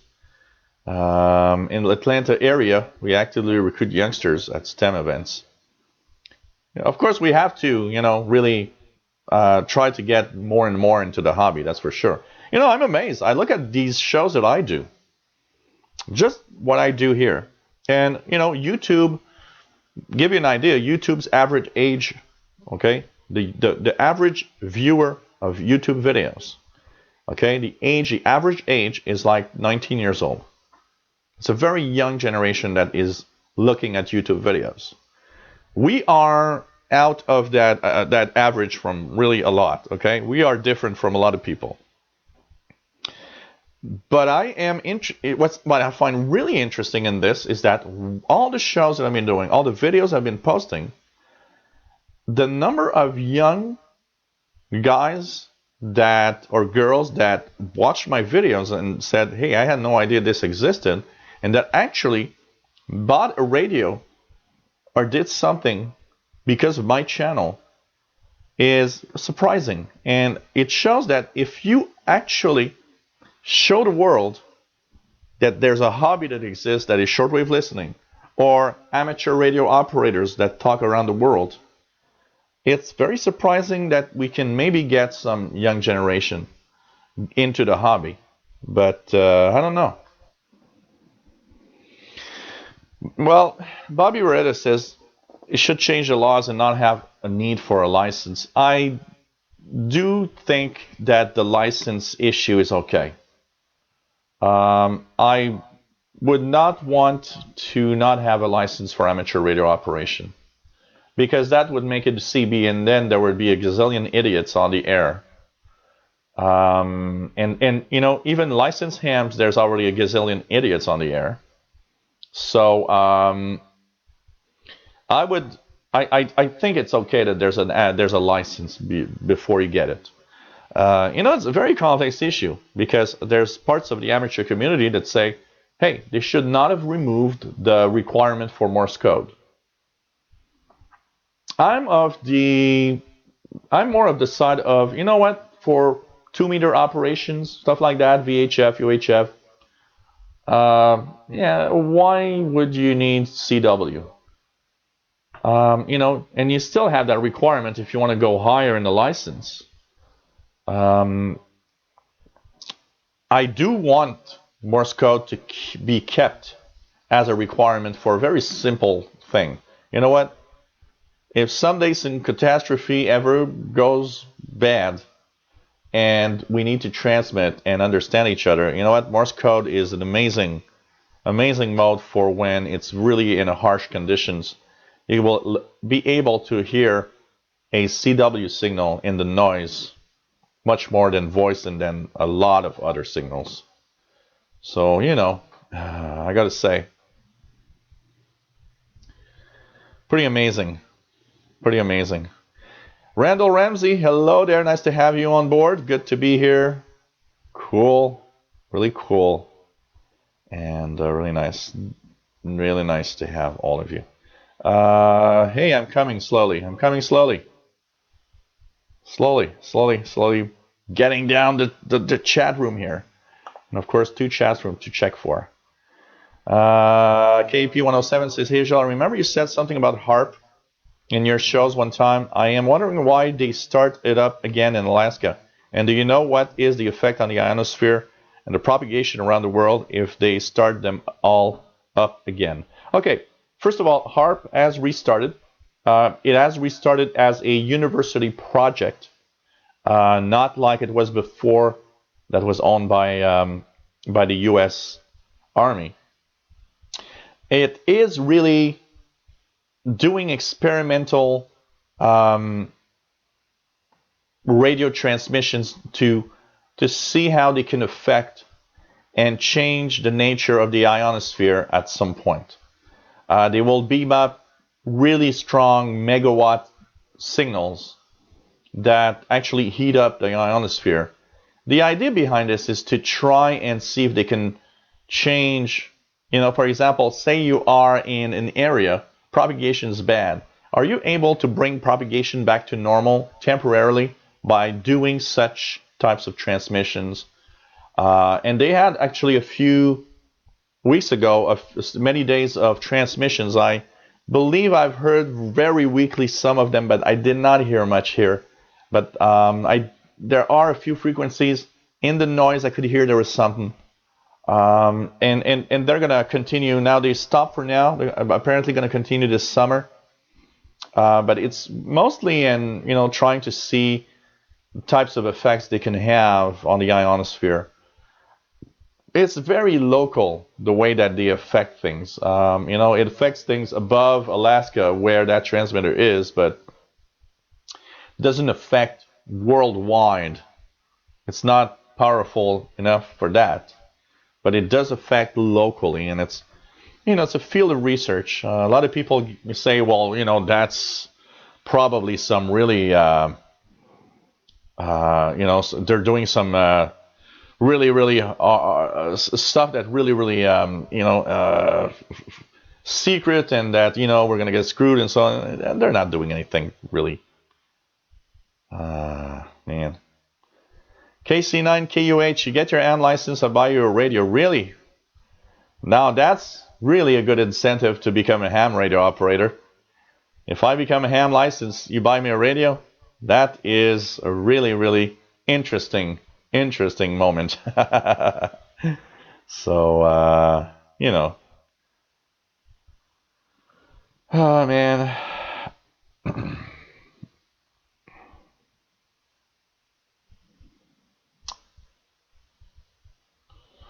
Yeah, it happens, unfortunately, Adrien, that that YouTube and isn't good with some people, gotta say. Carol says, speaking of 2 meter being glorified CB, just listen to Southern California repeaters sometimes. Yeah, you know what? There's one that's streaming online that I got on my internet radio, which is what is it? W6NUT. And I gotta say that NUT, the nut part of the call sign, is exactly what that repeater is. I can tell you that. So hey, Jeff Miller and Mr. Roman, got you on the email. Once again, anybody else that wants to be notified of my live shows and also receive my monthly frequency list of my favorite frequencies, you can send me an email at officialshortwaveradio@gmail.com. Officialshortwaveradio@gmail.com. And I will, of course, send you all of that. And like I said, this week I should have the March edition of my favorite frequency list out. So hope you find it interesting. So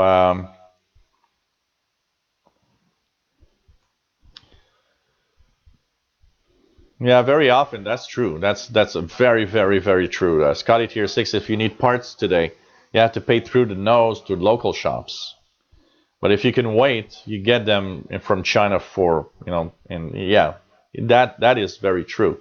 I remember for a electronic device that I had, the local store here where I wanted to have a part for it could get me the part for like $60.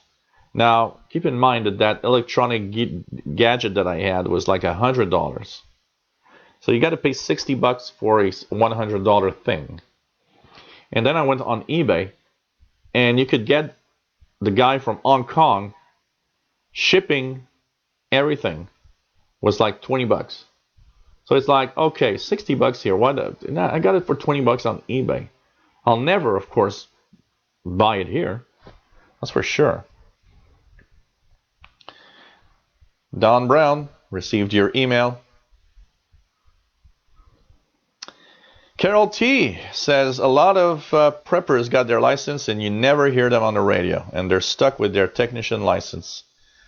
True, I can tell you that. Like David Arden says, here's that 50% of licensed hams never got on the air. I remember when one day I remember seeing the HAARP book with the call signs for all hams from the United States and all hams from around the world. And I don't know if they still have them today because there's these online websites, but it was a big book. It was like a really thick book where you could have all the amateur radio call signs and you go through. And I was looking at all of that and I was thinking of, okay, look at how many people in there and how many people I hear on the radio. And that's where you understand there's a lot of amateur radio operators that don't operate at all.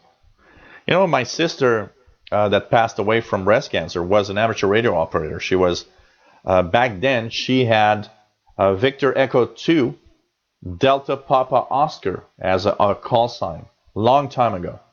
And she was in Belleuil, Quebec. Now somebody else got that call sign today. But she operated for, say late 70s to early 80s, maybe for 3 or 4 years she operated all the time, almost every day. And around 1983, 84, she moved and she didn't take the time to put the antenna up again. So she had her call sign and didn't operate for 25 years. And eventually she let her license expire back then. And it was sad, because I was telling her all the time, you got the license. Even if you don't transmit, you should not let it expire. And finally, she did let it expire at some point. Anyways, she would have lost it now because she died. But gives you an idea.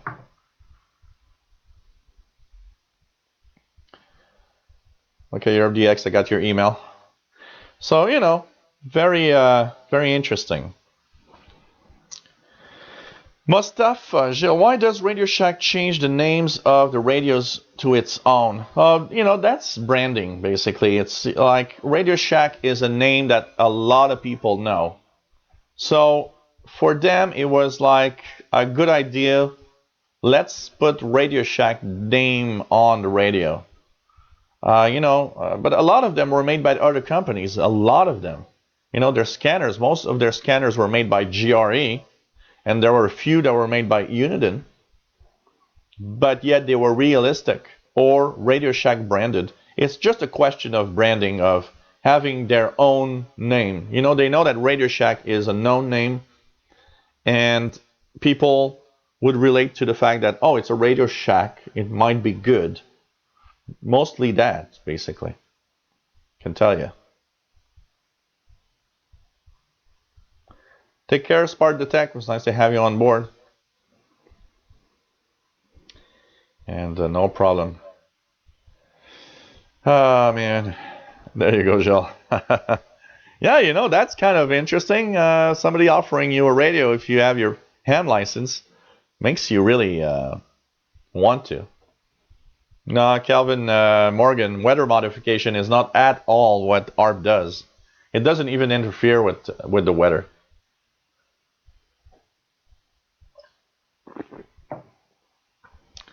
Who is bringing my drink refills? Nobody. I got a ice bucket here.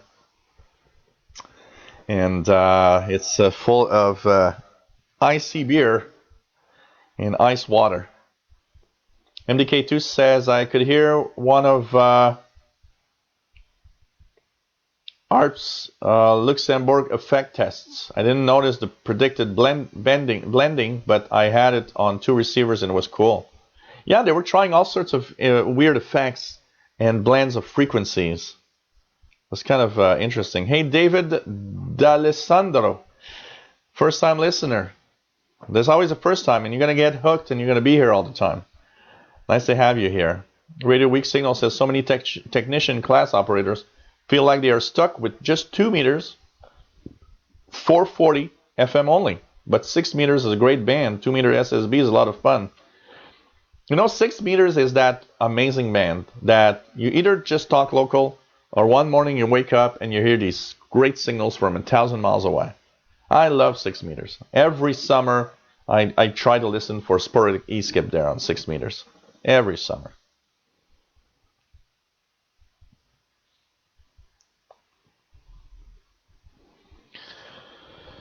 Oh, man. What else do we have here?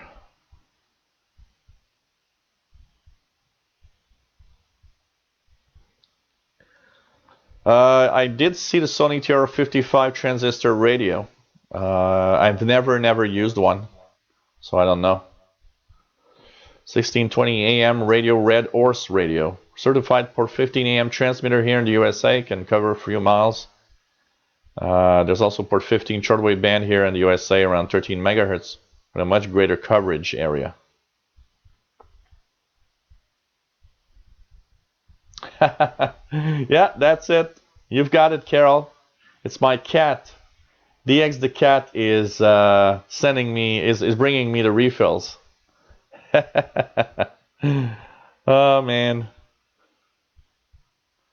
That is true, Danny Shortwave Radio DX, and you are totally right. Radio Shack was a bit pricey.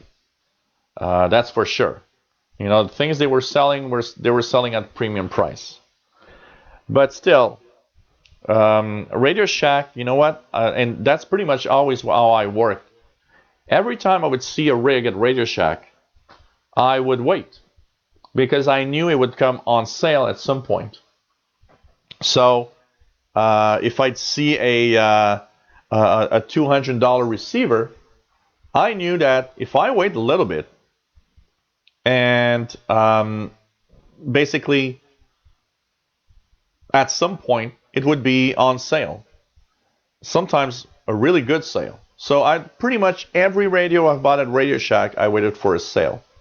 For example, this one was I believe 139. But when I bought it, the month that I bought it, it was on sale at 99 bucks. So now I bought it for that. The DX Radio Shack DX398, which is a Sangean ATS 909, was 299 at the time. So basically, you could have you could wait, and one day instead of 299 it was 199, and that's when I bought it. So okay, I'm saving $100. So I would always wait for sure.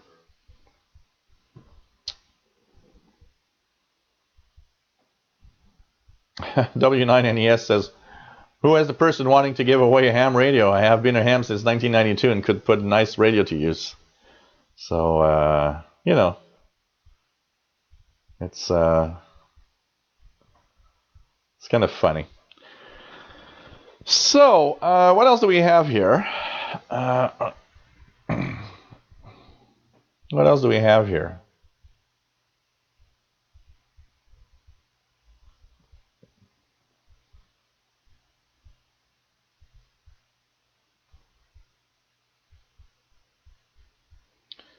Look at hamradio.world.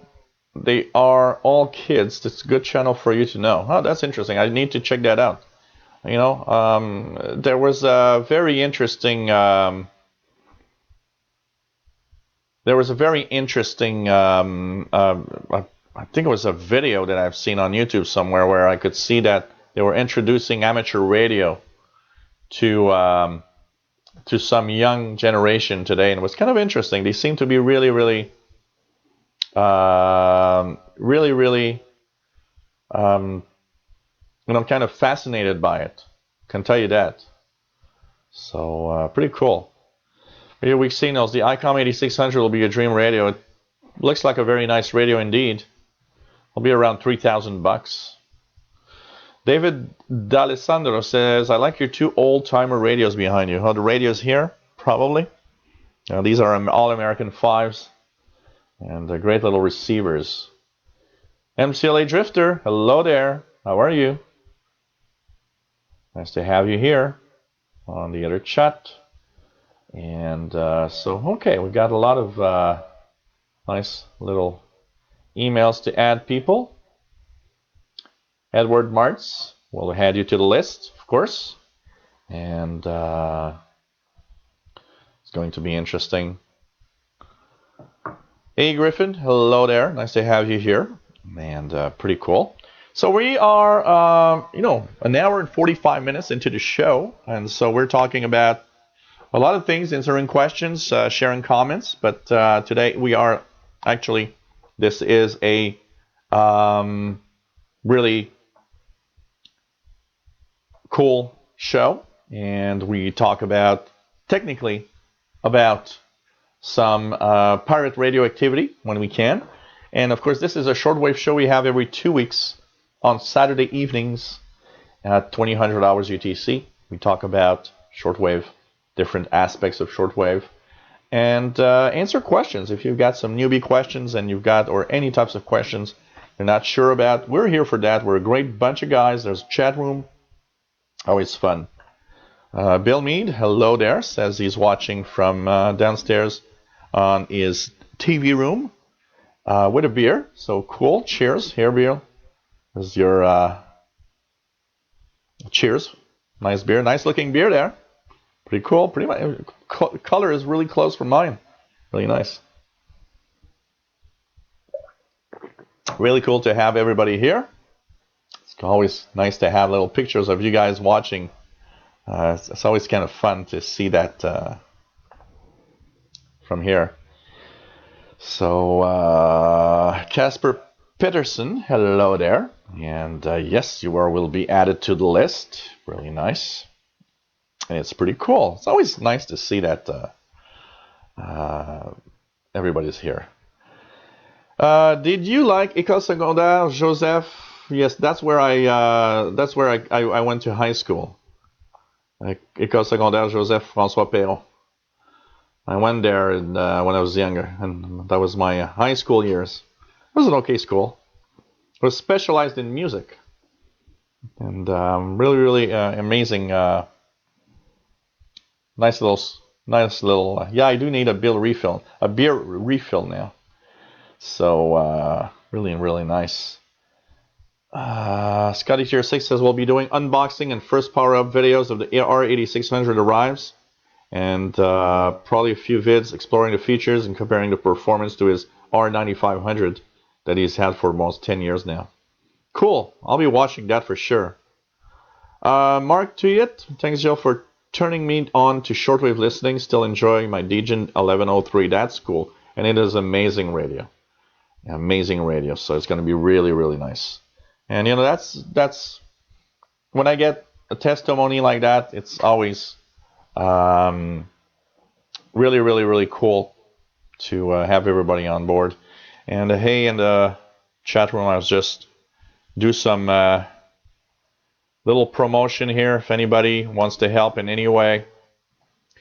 And you know, I'm talking, you know, PayPal donations, but I'm targeting today specifically. If you've never given any pennies and you've been watching me for years, doing this live show and having fun every time, why not do a little something? You know, there's some great contributors right now. Some are monthly on also my Patreon account. So I'll post both links. And hey, it's a great way that you can help me continue making what I do. You know, today I was looking at my AdSense monetization stuff. And, you know, like today is like the crappiest day, almost the crappiest day of the year. And it's been crappy this year totally. And so, you know, anybody that wants to help, really appreciate, you know, I would not be here if I didn't have donations starting from last year, because I got to say that I would not been able to spend so much time doing these live shows. So it's you know, very welcome. And if you can contribute, please do so. Any amount helps. You know, sometimes people say, oh, I want to contribute, but I don't have a lot of money. It's like, you know, the amount isn't important. Is if everybody would give just a small little amount, you know, it makes a big amount at the end. So please, if you can help, and that's my little whining moment, but it is quite important for me. And here we go. We're gonna post to both chat rooms if anybody wants to do a little help here. So PayPal, which is this, if anybody can do a little contribution, and Patreon, which is patreon.com/radio and computers. Just it's always very helpful for anybody you know, that wants to contribute. There's some great people that contribute regularly, and I mean these are amazing people, and it's always nice to have you here. Yeah, a bill refill. Seems like Brett Wayne, it's a bill refill rather than a beer refill these days. So really nice, you know. Pretty cool. Have everybody here. So here, so I posted everything, PayPal and Patreon, and if you can do a little something, yeah. Oh, and Andy, AdSense has been horrible since January. Amazingly horrible. And yeah, you know what? It's just to give you an idea, Andy. You know, and I always tell the same story, but you know, when I started YouTubing and doing AdSense monetization, you know, average amount per 1,000 views was around $4 to $5 in 2011. To give you guys an idea, today I'm barely at $1.05 for each 1,000 views on my videos. And you know what? I really am looking at 2017, and I was thinking about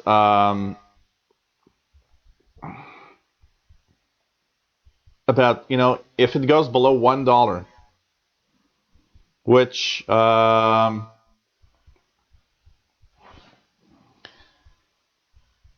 oops, sorry, wrong address. I'm going to do it again. Patreon.com. I put the wrong one for Patreon. Patreon.com, so radio and computers. Here it is. That's the correct one. Sorry, guys. Did the wrong one there. So, you know, I'm always saying to myself, if it goes below $1, I'm going to have to take a decision of how much live shows I can continue doing. I'll have to do more tech jobs, because it doesn't compensate enough to pay the bills and everything. So, anyways, I'm going to stop whining about that. We're here to talk about pirate radio.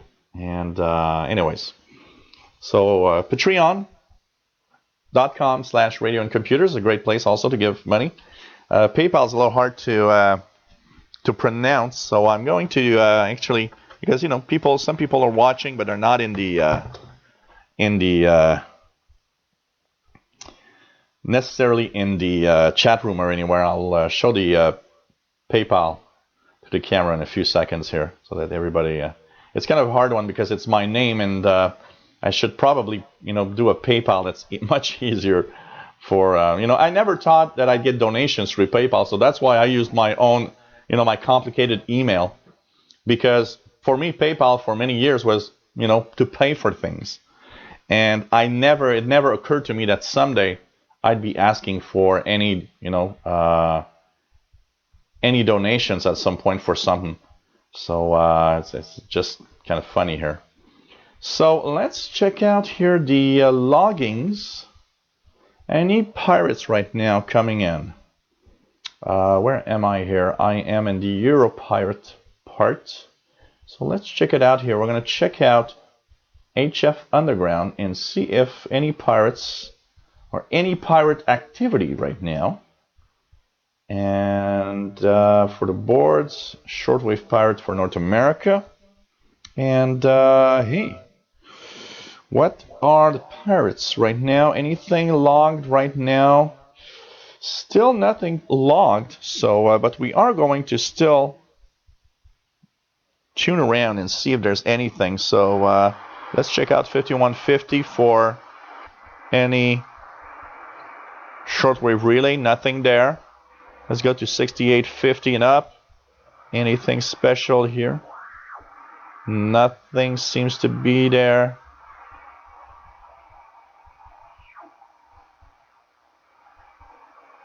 So it's still a little early, it's like later in the evening usually that we have pirate stations, but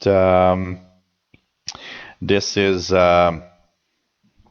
just interesting to look at and see if we can get some pirate activity. You never know, pirate stations can appear at any time, and it's really interesting to. Thank you, Radio Week Signal Work. Says I will send you a donation. Your info and promotion of the hobby is great. Thank you for all you do. Don't worry about it. And of course, like I always say, another thing is, I understand that some people do not have the means to give, and that's quite all right. Quite all right. And thank you, everybody, for what you're doing. So, But you got to think about one thing, Andy, is that the revenue share of Google and you doesn't change. So if your monetization goes down, technically Google's monetization also does. Well, technically. But anyways, let's talk about something else before I get depressed and drink more beer. So, okay. Let's see here.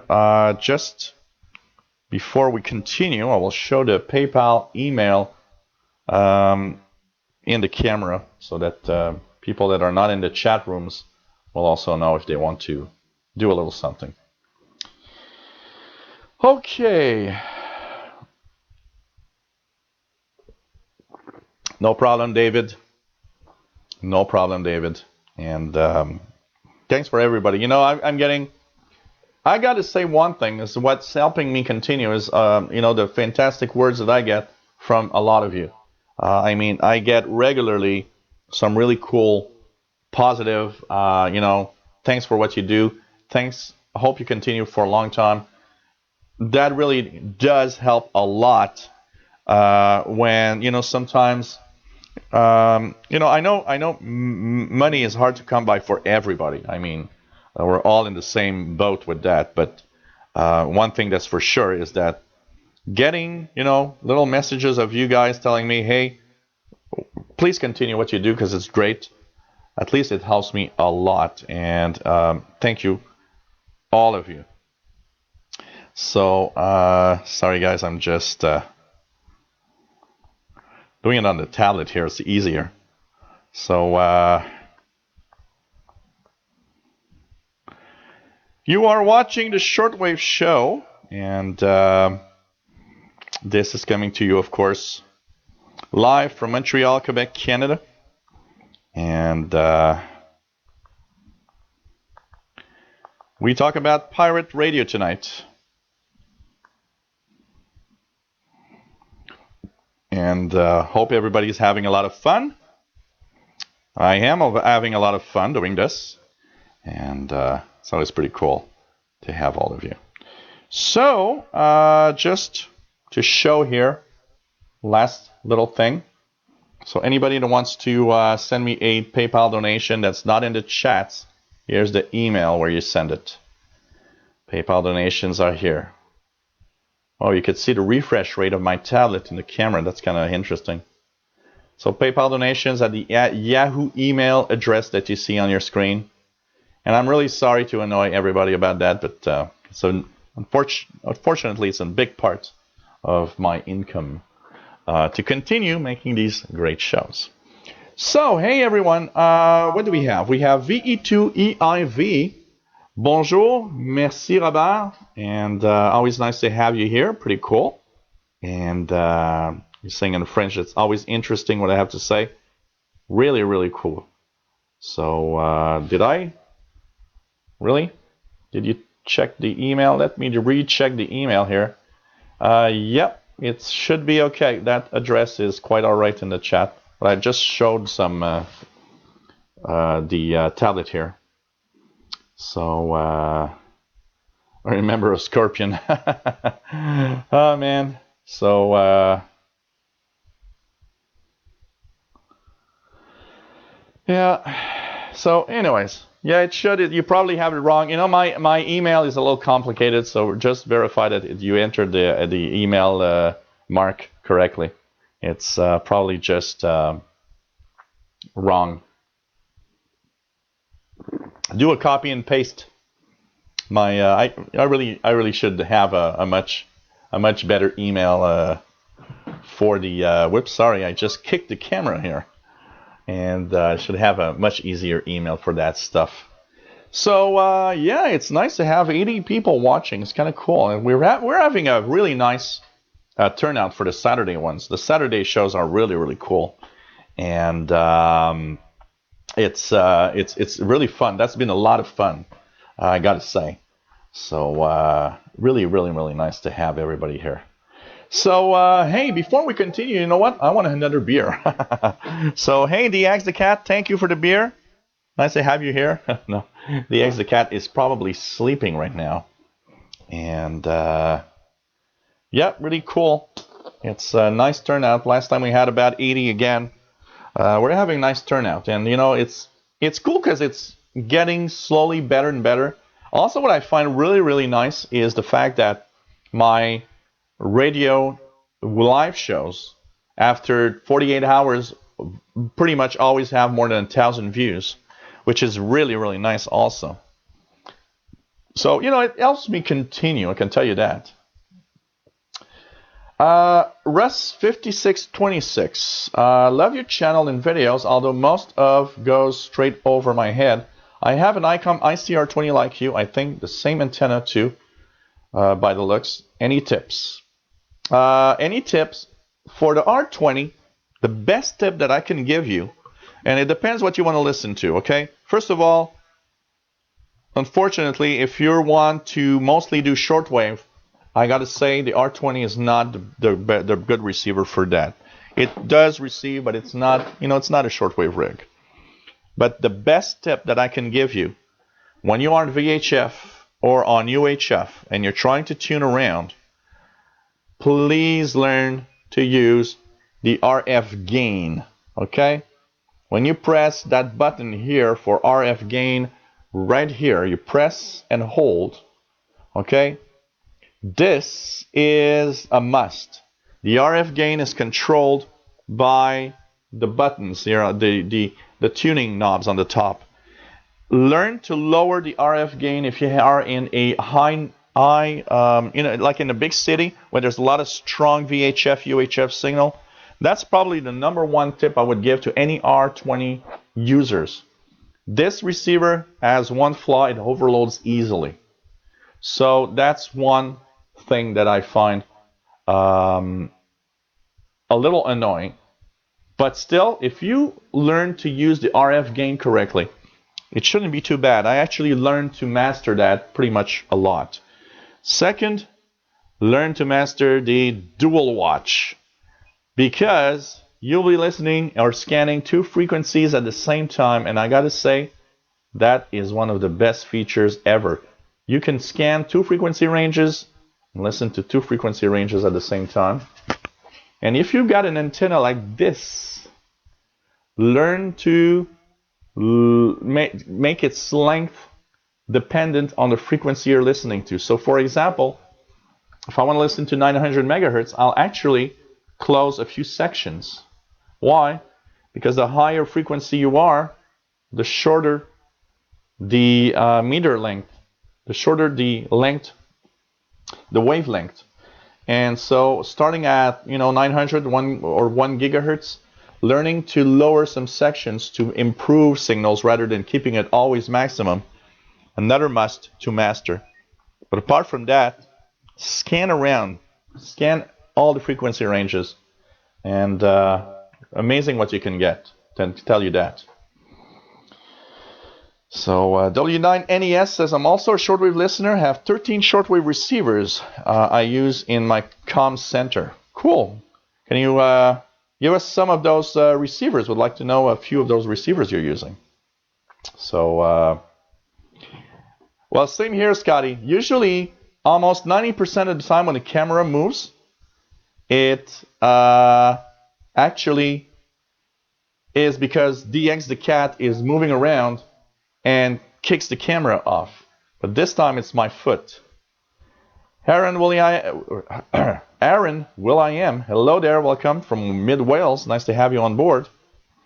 So the handheld on my left is probably this is probably what you're mentioning, the Icom GP5 shortwave, medium wave, long wave receiver. And it's a great little radio from Icom. It's the same as the Texan PL 365. And this is the medium wave antenna that comes with it. So pretty cool. I love it. It's been kind of my main little portable for the past few weeks now, and it's a great, it's a nice gift given to me by Icom in California. Really, really, thank you. Thank you.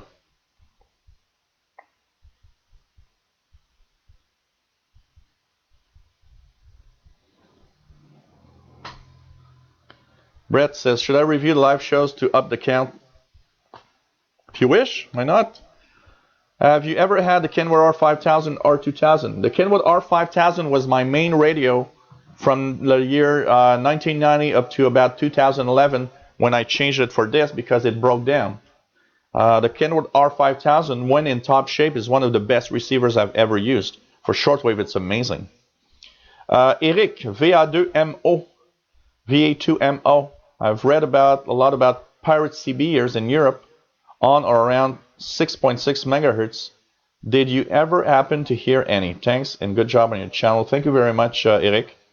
I've heard a lot of CBers or in the upper, there's lots of outer banders around 26, 27 megahertz. Around 6.6, it's mostly pirates. It's really pirate stations. Now, I've heard a few pirates, some of the strongest ones I've heard around 6 megahertz. I've heard a few times. Recently, it's more difficult because I have way too much noise in that frequency range. It's really, really difficult with the noise. But yeah, some of them make it here, like some of the North American ones that are around 6850 to 7000 actually make it to Europe also. F4 GVE Adrien says, Gilles, you're right with the antennas linked and with scanners. Yep, you gotta play with that. It's very, very Jose Luis Pena says, sorry, but the R20 leaves a lot to be desired in UHF. I had 2 units to check. mine seems to operate really well. Have you had specifics of UHF that you had? The only part where I've seen that some people were saying it's a little deaf is around 250 megahertz, but I don't have anything to listen to really in that range. But you know, I hear local. I can say on 900 megahertz, I hear a few baby monitors here. It seems to be, you know, pretty okay. If I compare it to my other scanners, it seems to be pretty much up to par with the other ones I got. So it's pretty, you know, it's not perfect, but I love it because it has a lot of features, and the dual receive is amazing. The inboard recorder is really nice, so it's really cool. Yeah, with any scanners, any scanners that you have a telescopic antenna, because you know most scanners come with these rubber duckies that honestly are not really good. If you buy one of those antennas, this is a 30 megahertz to 1300 megahertz antenna that I bought at Radio Shack back then, but you have them on eBay also. You got to play with the sections because there is, you know, every frequency has a wavelength. And the higher you go in frequency, the shorter the wavelength. At some point, you got to short the antenna because it will make reception actually better with a shorter antenna. And, you know, for a lot of people, that's a hard thing to understand. Most people think, oh, the longer the antenna, the better it is. No. Up to a point. If you are past the length of the frequency, then it's not working anymore.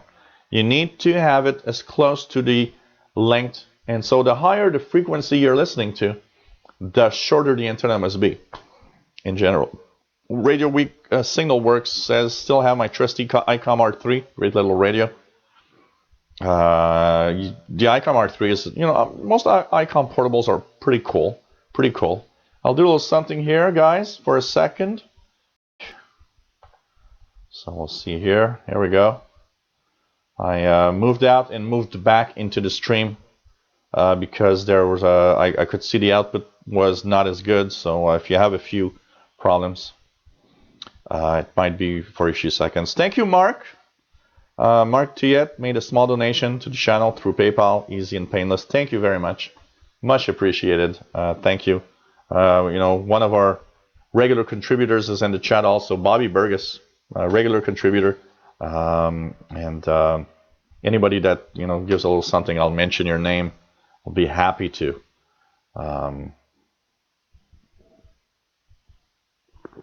Brett Wayne says, love is GP5. I love my GP5. You know what?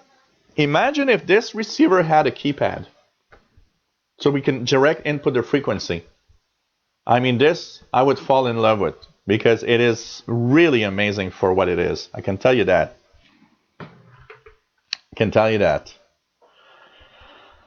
Just put a keypad, and it's the perfect receiver. What else do we have here? ONL 5923. That's cool. If that were Belgian beer, you'd be drunk by now. Keep up the good work. Very interesting. Thank you very much. You know what? I sometimes drink during the show some beers. This one is 6.9%. The one I have is Fin du Monde. By the way, the Fin du Monde that I have from the local brewery here does say it's a Belgian style triple hop beer, something like that. And it is 9%. And I got to say, if I was at the third Fin du Monde, I'd be a little drunk. This one, I'm just feeling cool. But yeah, the R5000, Kenwood R5000, I loved it. The only reason I have this Icom is because my R5000 finally gave up on life in around 2010, 2011, and I had to buy a replacement receiver, and it was my main radio for 20 years. I love the Kenwood R5000, and boy, does it have a good look. I love the looks of the R5000 also. So Yeah, like Adrien says, pirates and single sideband around 6.6 and 3.4 megahertz.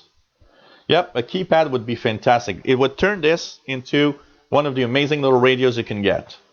All that's missing is a keypad. Hey, take care, David D'Alessandro. W2WDD. Nice to have you here. Was always cool. Did I mute the microphone? It shouldn't have been mute. It's okay here. Refresh. If there's are any problems, anybody that experiences problems, just refresh. That's the way that you fix a problem with the stream. Scotty Tier 6 says loves is R2. Great little radio for air shows. I invented a way to use the earphones as an antenna. I should make a video. Oh, yeah, why not? That's pretty cool. If that's pretty cool, why not? Hey, David in Barcelona. Nice to have you on board as usual. Always cool. Have you here. Really nice. I use the R3 for races with in-car cameras. Oh, yeah. You know, I always wondered that R3 with that little TFT screen, seeing different little things in video. That must have been really cool. Danny Shortwave Radio DX says, sorry I was away for a bit. My son demanded my attention. Send a donation, Jill. Thank you for your shows. Thank you, Danny Shortwave. Much appreciated. You guys are great. You got to say that. You guys are great. And, yep, I got a black belt in karaoke, Scotty Tier 6. Oh, man.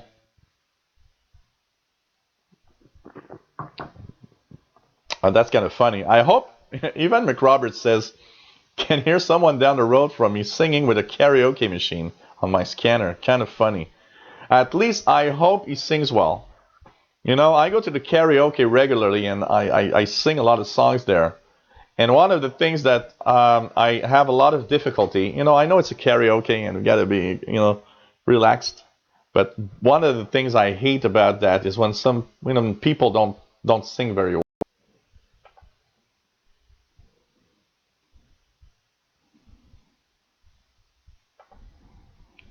Sorry guys if there seem to be a little bit of problems on the stream. So I actually, what I do is when I stop the stream, restart it, it seems to restart correctly.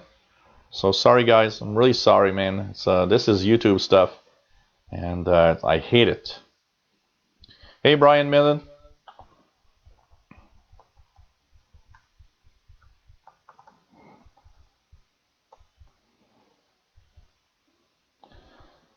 So if you have no sound, VE2EIV says, I agree with you that GP5 is a great little radio. It is amazing. Jerry also loves his GP5 SSB. Love it also.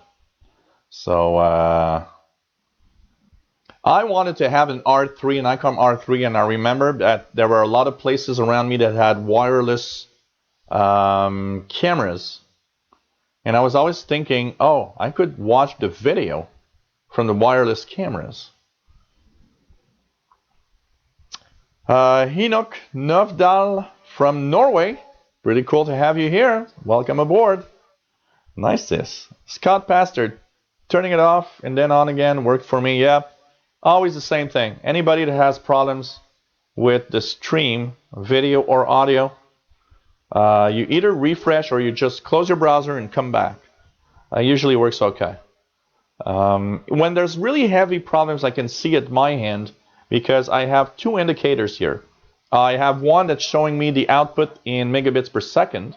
So for example, here, I could see that right now I am not as good as I could be because usually it's faster than that, but I am around an average of 3 megabits per second. Usually it's closer to 4. So there's a little something in the output that's not perfect. And also I have a stream bar on the YouTube page that tells me if it's green, yellow, or red. Green should be okay. Yellow is a little problematic. Red is no good. Now, today I've seen that 3 times it became yellow. And when I see it come yellow, I stop the stream for about 5 seconds and restart the stream. And gets back green again. So, you know, I can see it. But sometimes, you know, I hate it. You know, sometimes this YouTube is just so complicated. So complicated. Oh, man. We are, of course, on the Shortwave show, 2 hours and 19 minutes into the show. Hope you guys are having fun. Oh, man. Hey, John Trigger. Oh, I don't care. I can say YouTube is crap. I don't care. You know what? I have no problem with that. And they're not going to stop me because I just said it's crap. You know, actually it's better. You know what? I got to say one thing. The first Hangouts, the first shows I did were on Google Hangouts. I have to say that I like YouTube streaming better because it has more stuff around it, including the chat room. And basically, that's one thing that I find fun here is that there's a chat room included with YouTube live shows that works well. And it has a number of features because of the software that I use that are pretty cool also. KQ4YM says, when your radios stop working, are there cases where you send them to repair, or is it usually not worth fixing? You know what? If it's an expensive radio, say the Kenwood R5000, I would spend a couple of $100 to have it fixed for sure. You know, if somebody would told me, oh, it's going to be in fine working order for $300, I would probably have paid $300 to have it. $300 to have it repaired.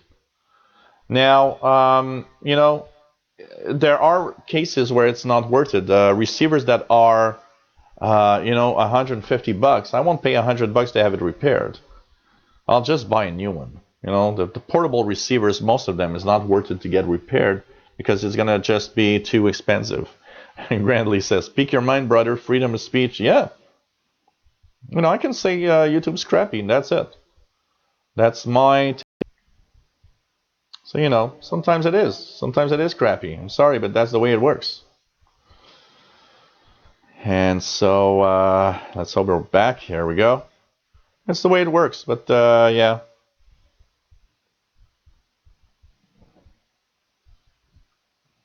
Yeah, well, most of the time, you know, I'm using Wirecast to stream to YouTube. And usually works very well. You know, there's, you know, and there are times when I'm wondering, you know, my internet service provider can it, you know, it can be a little sad sometimes, and I think that there are some times when I'm wondering if my internet service provider is not a problem here. But you know, I have not a lot of choices. The choice I have now is one of the best choices for that. The only thing that would make it better would be a dedicated stream. And I don't have the money to pay for a dedicated line for that. And Scotty Tier 6 says, when it comes to YouTube, if you expect disappointment, you won't be disappointed. Yeah, yep. Man. Yeah, it's me. Sometimes I go and come back because of the... I see the throughput, the output is no good. So, yeah. F4GB says stream stopped when you said YouTube is crap. They have some kind of censor. David says someone at YouTube is listening to me. Yeah, but I do. I am removing myself from the YouTube stream and streaming again when I see that the streaming seems to be crappy at the output. So, I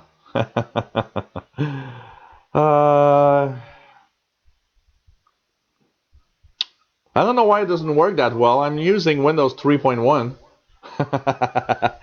So, hey, nice to have everybody here. Just amazing. Oh, man. Okay. Okay. What else do we have here? So, any stations, pirate stations have appeared as we're talking about pirate radio a little bit, and it's kind of fun. So, oh, 21:58, just 25 minutes ago. There is gospel radio on 6929.2 AM, and that was heard at 21:58 today. So let's just check it out. 6929.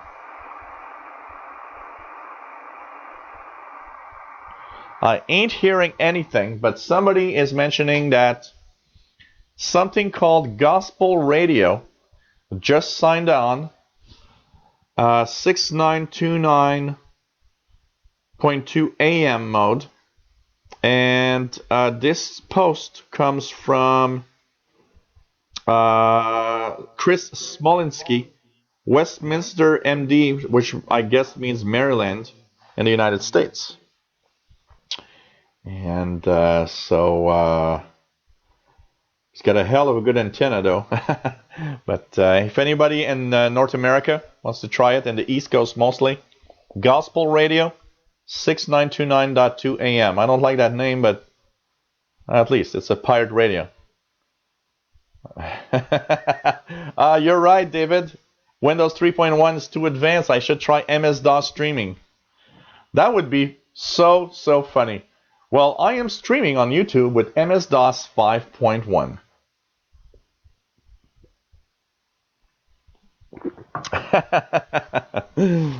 Colin Murray says, I have two of my dad's old sets, the low HF225 made in the UK and Yaesu FR7.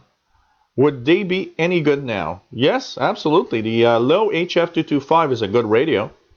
Yaesu FRG7 is a great receiver also. They would still be very good at doing a good job in listening to shortwave. Absolutely. So I will be the first in the world to transmit YouTube 4K on MS-DOS. Oh man. That would be even better. Like Danny says, I will stream 4K with an Amiga 500. That would be good. I can tell you that video will have millions of views. The first guy in the world that transmits 4K on YouTube with an Amiga 500. With 500 Amigas. Yeah. NDK2, have you heard that the pirate going by the name YHWH makes Brother Stair look like Christopher Hitchens? You know what? I heard exactly. I don't know if it's on right now, but yesterday I did hear YHWH. They've been a regular in the past few weeks on 9275. And I started listening, and you guys, you know what? I was laughing my head off because he was talking about a computer program that he's using that was predicting the end of the world and the second coming of Jesus. And he was saying that his computer program until now never failed. And I was like, really? Okay. So the guy's got a doomsday computer program. And I don't know if they're on right now. I got to check that out because they were on yesterday with a really good signal. Let's check it out here. 9275. Are they there right now? It's not on right now. But I tell you guys, I laughed my head off for an hour.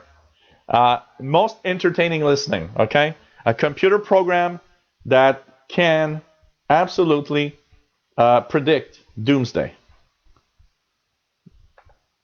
Bye there, Mustafa. It was nice to have you on board as usual. Really always fun to have everybody here.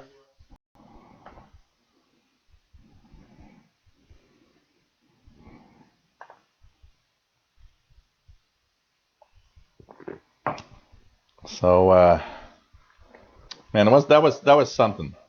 Yeah, doomsday is here. Yeah, 2 a.m. Pretty late. Thank you very much, Mustafa. Always nice to have you here. So, yeah. Well, Windows 10 works very well here on my PCs, but I don't know.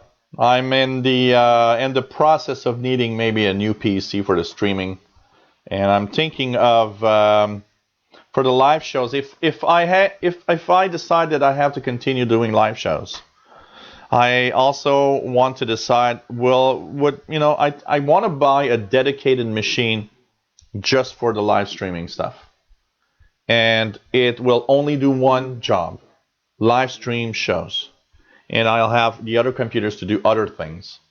So that's something that I need, but I need money to buy a new computer. I did see a computer that I want to use, but it's like $1,000. But it would be good for a few years of live streaming shows. The only thing is, like I was saying earlier, I'm not sure. In 2017 with crappy AdSense and everything, it's kind of hard to continue doing something with that. So we'll see, anyways. And got to say it's really fun. And one thing I want to say also for anybody that wants to have their YouTube channel that is about radio reviewed on my channel, please leave me your YouTube channel. I'm going to review it with really with pleasure. Yeah, Enoch, the new Ryzen computers with the AMD chips. That could be cool. A real powerful computer. Intel is really like a little kind of pissed off here because Ryzen has such great reviews and it seems to be such a powerful CPU from AMD. It's like AMD's coming back into the competition here, and it's really nice. Really nice. I like competition in the PC stuff. So pretty cool. Yeah, Randall Ramsey, exactly. If anybody says that you can predict the second coming of Christ, you just run away. That for sure. Yes, please, Adrien, I want it. Send it in the email, officialshortwaveradio@gmail.com, and I'll make a review of it this week.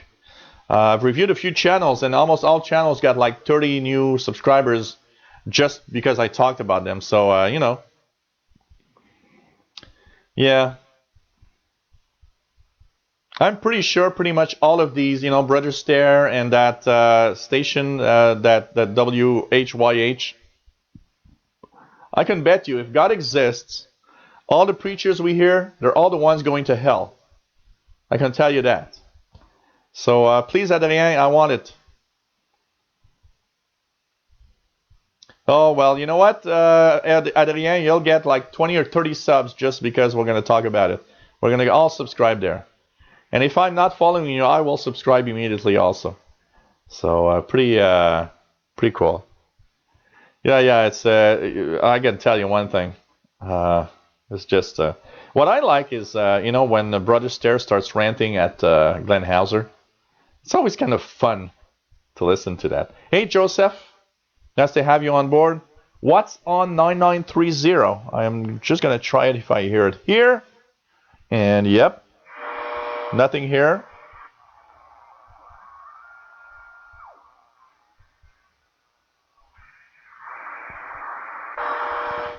$9930 right now should be, let's check it out here, 9930 at this time should be EIBI. Let's check it out. By the way, the latest schedules from EIBISpace.de has been updated March 1st. So right now on 9930, what's on at this time is world now, and there's like all I could see here would be a fire drake from China coming in. If you hear some Chinese music, intense Chinese music, it could be that. I hear something, but it's weak. WTWW from Lebanon, Tennessee, signed off at 2200, unless they are continuing tonight. But I don't know. It's kind of Exactly, Adrien. Official shortwave radio at gmail.com. Perfect. So,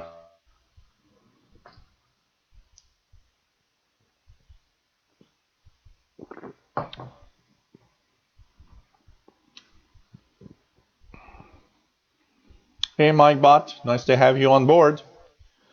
MDK2 says HF Underground regular who lives in Maine says WBCQ on 29.8 is really booming where he is.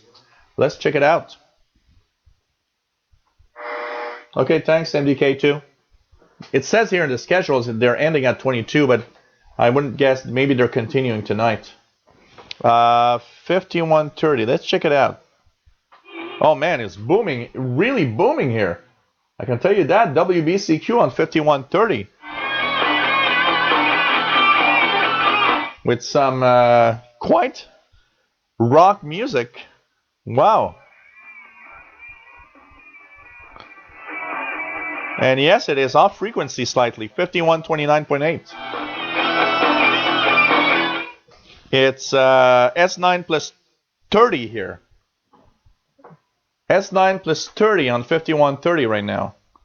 So MDK2 is receiving some loud here with oldies. TWW. Yeah, probably. Ted Randall just came in with WTW. So they're probably going a little more than their schedules, basically.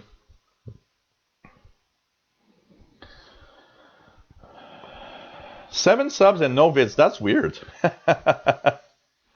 Yeah, make some radio videos, Brett Wayne, please. And you know what? I'll talk about your videos, your channel, and you'll pump up by 20 or 30 subs almost immediately. Lee Watts, hello there. Hi, Joe. I'm a newbie with Texan PL380. Can you talk about how to organize stations when saving to memory? You know what? That's something I wanted to do. So, you know what, Lee? Look at my videos in the coming few days, and I will be talking about how to use the memories and everything. Remember one thing, though. A lot of shortwave stations change schedule twice a year, so it's nice to have memories, but remember that there's a lot of frequencies that will change, for example, at the end of this month. So, did WTWW just say Merry Christmas, Carol? Seriously? What? They took an old show from December 25th or something? Okay. So, Lee, I will take a look at it, okay? And there's a few radios I want to talk about their memory channels and how to use them, including the GP5 and the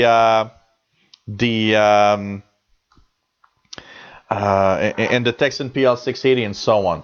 Okay, so look at the videos in the next few days, and you'll see some pop up for sure. Really, Carol, Merry Christmas on WTWW. Hey, we're going back in time. Am I in the wrong month? Maybe we are the wrong month and we don't know it. Maybe we went back in time through the stream and we don't know it. Haha. Danielle Miranda Moreno. Hello there. Good evening from Andalusia, Spain. Thanks for your shows. Very interesting with my Texan PL360. Great little radio.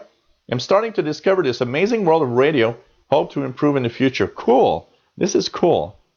So, this is cool.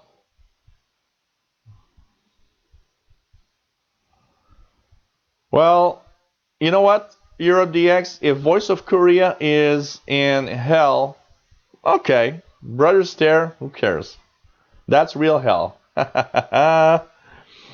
And, oh, I'm coming to your channel too, David. I didn't talk about your channel yet, I believe. I have a few radio videos on my channel and some aviation-related ones too. And so, yes, I will. I will talk about your channel also, David. Promise. Actually, God came and we were all busy in our smartphones, so he said, oh, the hell with it.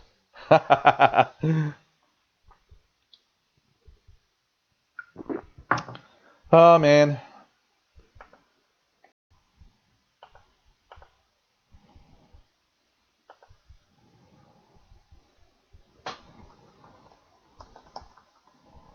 Okay.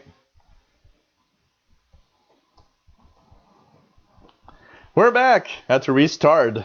Restart. What is that? Is retard with had to restart or retard? I was scared for an instant. It's the first time ever I get this. I got a error message from Wirecast saying could not continue streaming on, and there was this really long error message, and I was like, what the hell? I've never seen this before. But we're back. Oh man. Really, really nice to have everybody here, and yeah, please do, David. Oh yeah, more beer. I don't have any more beer. I need to go to the fridge to get more beer now. It's you know, my computer's working with beer. I have to put beer on the keyboard for it to continue. No, I'm not gonna do that. MDK2, by the way, anyone who listens to Mighty ABC regularly, they're going to be on 2 frequencies tonight instead of 1, 6040, 6145. Oh, that's interesting. So Mighty KBC tonight on 6040 and 6145. Pretty cool. I will take a look at other software. You know what? I was thinking of taking a look at other software also for streaming. You know, Wirecast is the only one that I've tried yet. So, but I will. You know, it usually works pretty well. Most of the time, it works well. So, you know, I think it's going to be okay. But I think YouTube sometimes has issues with the streaming, and that's the sad part of things. So you are watching the Shortwave show from Montreal, Quebec, Canada, and we are at 2 hours and 40 minutes, and we are having a lot of fun. Hey, Adrien, I've got your email, by the way, so just to let you know, it's come through. Because every time somebody sends me an email, I have a little panel on the right side of my laptop that says, hey, you got an email, so I've just got your email. And I will be talking about your channel, for sure. Yeah, that was fun. A lot of people actually had a lot of fun with that. Lee Watts says, enjoy the show you did with from the couch with your nephew. When is the next one? You know what? We're gonna have one in the near future for sure. I would think maybe not the next Friday. Okay, as we're talking about shows and when they are going to be here. Okay, next radio shows. We will be listening to the Shortwave bands live March 17th, 2000 hours Universal Time. And we will be on that date using the Soft 66. So instead of the Icom, we're going to do the Soft 66. And this is a request from a few people, including Bobby Burgess. So March 17th, we're tuning the bands with the Soft 66 SDR. Also, March 18th, Saturday, in 2 weeks, we are going to be live again at 2000 hours UTC. And as of yet, I don't know what the subject will be of that show, but it's coming soon. And so March 17 and 18, put that on your calendars, 2000 hours UTC for the radio shows. That's the next time we will be live. And you know what? March 31st is going to be the other one after that. Maybe that one will be another one with my nephew. He actually enjoyed it a lot also and found that it was really cool to do that show. So maybe March 31st, another From the Couch special on a Friday evening where we will be tuning around the Shortwave bands. I got a lot of positive comments about that, and really fun to do so again. And he enjoyed it. You guys enjoyed it. And you know what? What's really cool is that it makes for different types of shows. And I was thinking that the Friday shows will now have different flavors depending on what time we do it. So every 2 weeks is going to be different. It's going to be like listening, but with portables, with the Soft 66, with another one out from the couch with my nephew, and it's kind of really, really cool. So I think it's going to be fun, and always fun to have everybody on board for that. Yeah, the stream isn't the best tonight. I see that it has a lot of difficulty going through, unfortunately, Howard Parker. But, nice to have you on board. It's a little difficult tonight compared to a lot of other. Yes, 1990 Sunbird. I'm going to the Blue Jays game on April 1st with my nephews. We've actually, they've never seen a baseball game, and we're gonna buy. We bought tickets, and so April 1st we'll be seeing the Blue Jays game at the Olympic Stadium in Montreal. Man, that's gonna be so cool. I haven't seen a baseball game in Montreal in so long. So, hey D-Raf, nice to have you here. Watching in the background, always great to see you live. Always great to have you on board. It's always really, really cool. And I can see the stream is also having difficulties just by the number of people. When it drops fast, I see that it always is a difficult stream. Hey VE2EIV, la visite arrive. C'est le moment où tu dois quitter. Je comprends ça, c'est samedi soir. C'est le temps où on a de la visite. Take care. It was nice to have you on board. So, yeah, the Blue Jays are still playing, Carol T. And so, yeah, this is going to be really, really fun. I got to say. Really, really a lot of fun. And yeah, nice to have everybody on board, as usual, in these live shows. So, hey, you guys, can you guys give me a few seconds? I don't want to stop the stream right now. I'm having a lot of fun with you guys. I'm going to get myself another beer. I'm going to go to the little men's room because I need to, when you drink beer, men need to probably piss 15 beers. I'm sorry, I did say the word. And while we are at it, let's put a little something here that you guys can.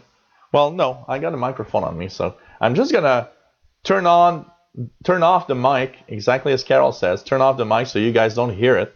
So hey, put the cat on. Okay, so DX the cat is going to be the next master of ceremonies, and we are back in a few seconds. And love you guys. So I'm gonna talk all the way to the little men's room, but yes, I will turn off the mic when the worst happens. So where's DX the cat? Let's check it out. DX the cat is actually right now.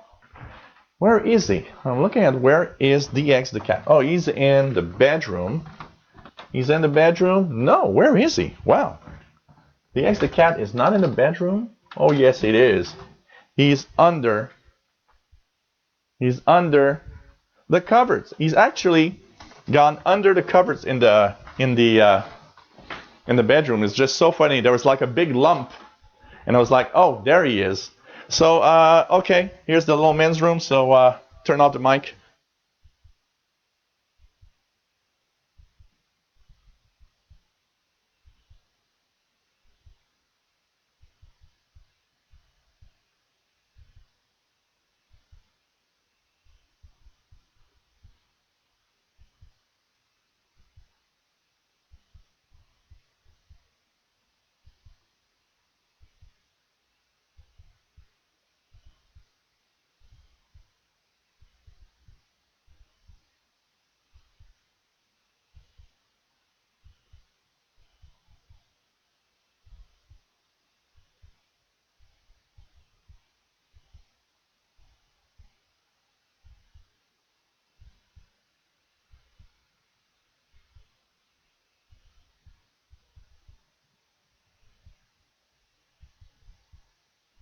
Hey everyone, we are back. I hope the sound is alright, because sometimes I know that when I actually turn off and on the transmitter, it happens the sound's not perfect. So hey, you guys should see how beautiful the sky is on the west side here. It's like all sorts of pinkish colors as the sun is setting right now. And there's a beautiful crescent moon in the sky also. Really, really nice to look at. You are watching the Shortwave show coming to you from Montreal Canada. I just had a beer refill and hopefully everything is going all right. So hey there, Joey D's there. So intermission. Okay, Joey D, nice to have you here. Gub Scout, hello there. And yeah, well, that's what I wanted to do, but I have to take the microphone off, and you know, it's like kind of complicated, because usually I would have kept the radio on, or something like that. So hey, nice to have everybody here. Poor DX the cat, I went to see him, and he's like, I heard him make meow, like, you know, just saying like, hey, you are annoying. I'm trying to sleep here. So cheers, everybody. New beer. Hello there, Casper Peterson. Fort beer. Wow. At 6.9%, it does show that it's not that. So, hey, Joseph on YouTube watching live. Really nice to have you here. And of course, as we are continuing a little bit more our show, cheers to have everybody here. Any other pirate stations of lockdown? Let's check it out here. Any other pirate stations? You guys in Europe must have quite a few probably already active. There's tons of them there. What else do we have? Yep. Nobody else has answered on that post, but apparently Gospel Radio 6929.2. 6929.2. And I'm not hearing a thing. Nothing.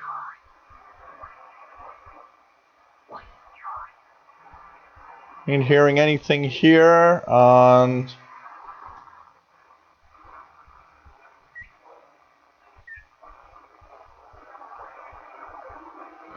no pirate stations at all right now here, at least. And the sun is setting right now here in Montreal. It's very beautiful outside, by the way. So, oh, you're Joseph in the chat. Oh, hey, Joey D. Okay, cool. So, very strong Navtex on 6323, Carol T says. And 6323, let's check it out. 6.323. Ain't hearing anything. And hey, you know what, guys? We've got a visitor. Look at that. Come on, come on. He's looking at me like, what do you want? Come on. Yeah, here's DX the cat. Hey there. Let's show you guys the cat a little bit. Hey, that's DX. Saying hi to everyone. Well, that's beer. And I don't think I'm going to give you some beer. So, DX the cat saying hello. This is the YouTube mascot, basically. And the other day was so funny on the radio, the Windows channel. Somebody said, hey, if the cat is on, I'm giving you a donation. And I was like, really? Okay. So cat came through. It's like, okay, cat is here. Donation time. So nice little DX the cat. That cat is a really amazing little cat. Yeah, little kitty. When I'm looking at the camera, his face is like, help, help. No, look at that. That guy, that little kitty loves me. And I love him back. So anyways, this isn't a cat show, and it's not a cat video, okay? It's not a cat video. And although, if I get 10 million views because it's a cat video, let's turn it into a cat video. So it's nice to have everybody here. So DX the cat, you know, just here saying hi. Carol says, oh yes, it is a cat video. Hey, Donald Brown. Hello there. Nice to have you here. David says, Joel, you can take a peek at the 20 web SDR and between 6200 6400 and also 1600, 1800 kilohertz approximately, and you will find plenty of most Dutch pirates on the weekend. Cool. Cool. You don't need fur in your beer. Yeah, that is, yeah. And yeah, he's kind of sleepy. He just woke up, you know. So, W6DUO, Donald Brown, nice to have you here. Pretty cool. Cat Tom on YouTube, this is normal. Probably. Randall says, hello, DX. And really cool. Love this cat. Okay, what's on 6115 at the time? Crazy Tom, it's WWCR 6.115. Give us this day our daily bread. Ah, that's right, Andronicus. You know, if God didn't cause things to grow, we'll have nothing to eat. So whoever gives us something to eat has, so to speak, put it from God in the first place. I like that. Nobody has anything that they didn't receive first of all somewhere. So this is WWCR with this annoying lady saying that if God didn't give us things to grow or whatever. So Carol barely receiving the carry at Oregon. And yes, apparently we get more hits with cat vids. I know. Actually, the funniest thing is one of the shows that I did with my nephews. After the show, we were looking at YouTube videos. And we actually stumbled upon like 20 minutes of the funniest cat videos ever seen. And then to about 5 minutes into the video, I looked at my nephew and I said, are we really looking at a cat video right now? So, you know. Oh, man. So, Donald is in Cerritos, California. Nice to have you here. We are located in Montreal, Quebec, Canada. It's something that a lot of people say I don't say often enough because they don't know where I am, basically. So, hey, everyone. Nice to have you here. We're almost at 3 hours into the show, man. These shows go on so fast. It's incredible. Joey D says, Brother Stair everywhere today, but I have to say, if he ever went off, some shortwave stations would almost fall. He keeps lots of them in business.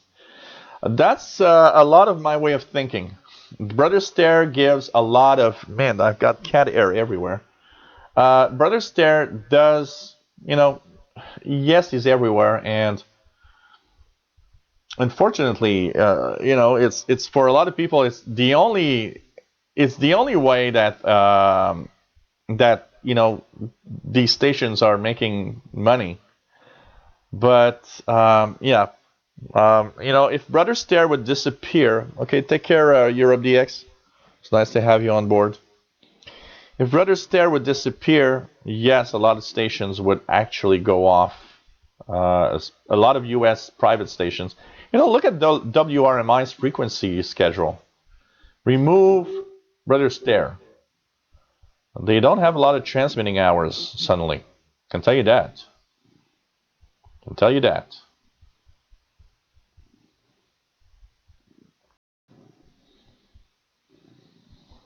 Sorry, we started the stream here again because I thought it was going bad. So, anyways, you know, it's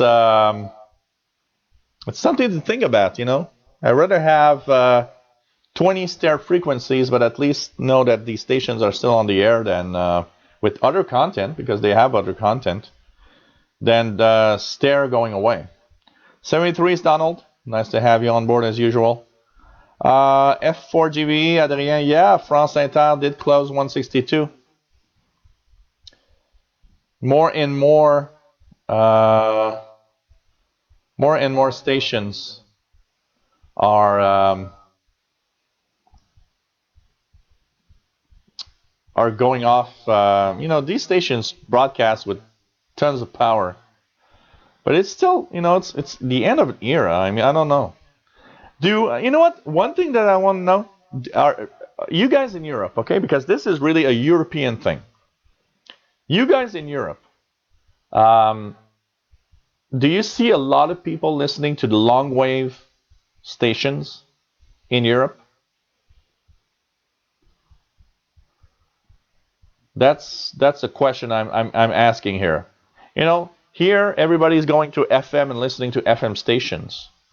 But what about you guys in Europe? Do you see a lot of people listening to the long wave stations? MDK2 says WRMI's recent cutback of hours has heard this way. They had some good stuff on 13695 in the afternoon. Beam right my way, now gone or rescheduled to other frequencies. I don't get very well. Yeah. I'm happy because 11580 makes it really well here. And thanks because 11580 in the evening often has Radio Prague, Radio Slovakia, Radio Ukraine. It gives me another insight into these stations. But you know, if WRMI would cease to exist tomorrow morning, it would have a big impact on the shortwave listening. Not just with Stair, but with all the relays that they've been doing. Even Radio France. Adrien says, when I'm traveling to Italy, it was fine to listen to France Inter. Kevin Morgan says, not really. Yeah, you know, I don't know. Joey D says, listening online helps to maybe locate the station on shortwave to compare it to other stations who may carry a show, but there is nothing to tuning radio static at all. You know, radio is radio. The K2 say, yep, those were the programs that changed. Sometimes 11580 come in well, but most of the time it's rough for me. It's not always very strong. You know, if I look at it right now, 11580, okay, it looks, it's actually quite good right now, 11580. Sometimes 5850 sometimes does work. So Radio Slovakia on 5850. You know, I wonder if, I don't know, I would need to maybe write to WRMI. How do they get these relays? Did WRMI decide to go out and fetch these relays and say, hey, we can transmit your station for cheap via our own WRMI transmitters? Would there not be more stations that would like to do that? I don't know. David in Barcelona says, Joe, the very first person who I know listens to long wave in my part of the world is me. Same with medium wave. I don't remember anyone other than myself with a medium wave station on the radio, and medium wave here is full. Well, you know what? Same thing here, David. The medium wave band right now in Montreal has more stations than when I was 15 years old. Yet, when I was 15 years old, CKVL 850 was a big station. CKAC 730 was an amazing big station. CJ80, which exists today in the English market, is still a big station. The CBC were on 690 and 940, and they were big stations. And you know what? Today, there are more stations on medium wave than back then. I don't see nobody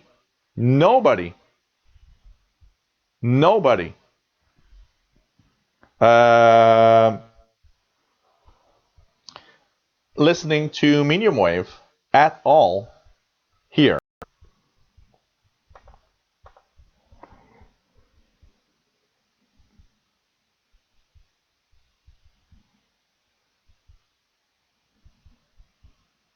I don't know. This is you know. Well, you know what, Brett Wayne? One thing, Brett Wayne says long wave is good for talk, but not for music. But you know what? I think the same thing of medium wave and FM. You know what? I always thought talk stations should not be on FM. I always thought that music should be on FM, and the talk stuff should only be on medium wave AM or long wave. There should be a law for that, because, I mean, why do you take, you know, FM has great sound quality for music. Why the hell do you take a space of FM channel for talk when music should be there? That's all you need. Music on FM, AM should only be talk stuff. No music on AM. Come on. Who listens today? You know, when I was young, I did, because when I was young, you did that. But who today listens to music on AM? I'm sorry, it sounds totally crappy. So I never understood why they didn't make a rule and say all the talk stations on AM and all the music stations on FM. First of all, you know what? I think it would make more diversity on the FM, different FM stations you hear with music. And on AM, you'd have all the blah, blah, blah. You don't want to have music? Go to AM. That's the place for talk. But I'm always amazed at, really, there are some music stations on AM? What the hell are you thinking? It's crappy sound. I don't know. Am I the only one? You guys seem to agree with me. I don't think I'm the only one that thinks that. FM should be music. AM should be talk. Man, come on.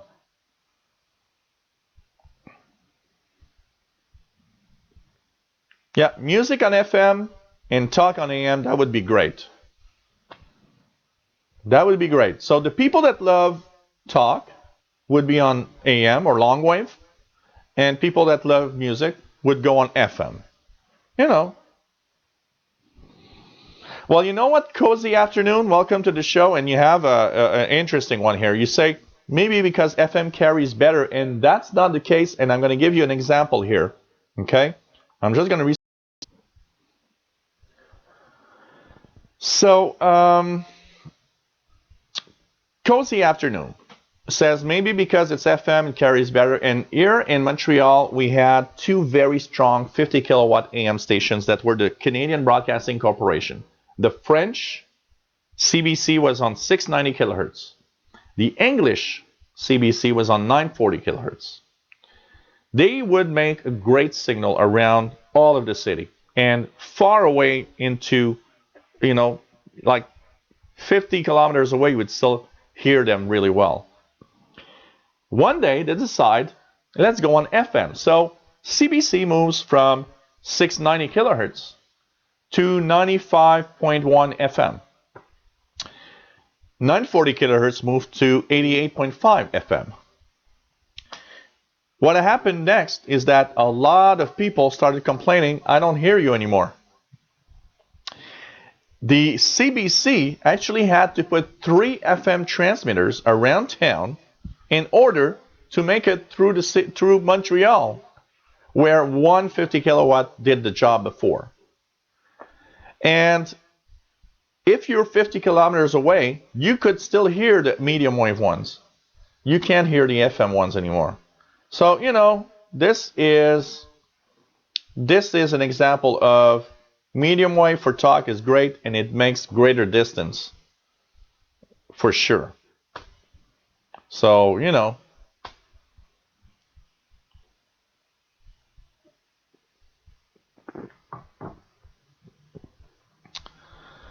I mean, come on, you know.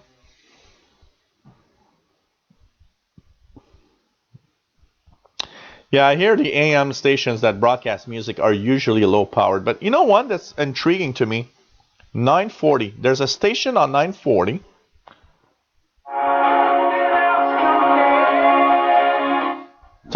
That's Coldplay playing, okay? Right now. It's a Coldplay song playing right now. And one of the things that I don't understand is 940 kilohertz right now is at 50 kilowatt power. They started before Christmas doing tests. They were announcing there would be amazing programming on this. And you know what? We are now in March and it's still playing music, and there's still no talk station on this. Something went wrong with 940 kilohertz. They were announcing that they were having amazing programming come soon. And I got to say one thing. They're still playing music and they don't have any programming. Something's wrong with that station right now. Something they wanted to do didn't come true, or I don't know. And now they're stuck with their transmitter. I can tell you that. Yeah, tabarnouche, Scotty. Tabarnouche. So, it's so, cozy afternoon. I don't think that it is the case because I've seen too many different cases where you need more FM transmitters to do the same thing. I think, it's very simple. Do people, why do people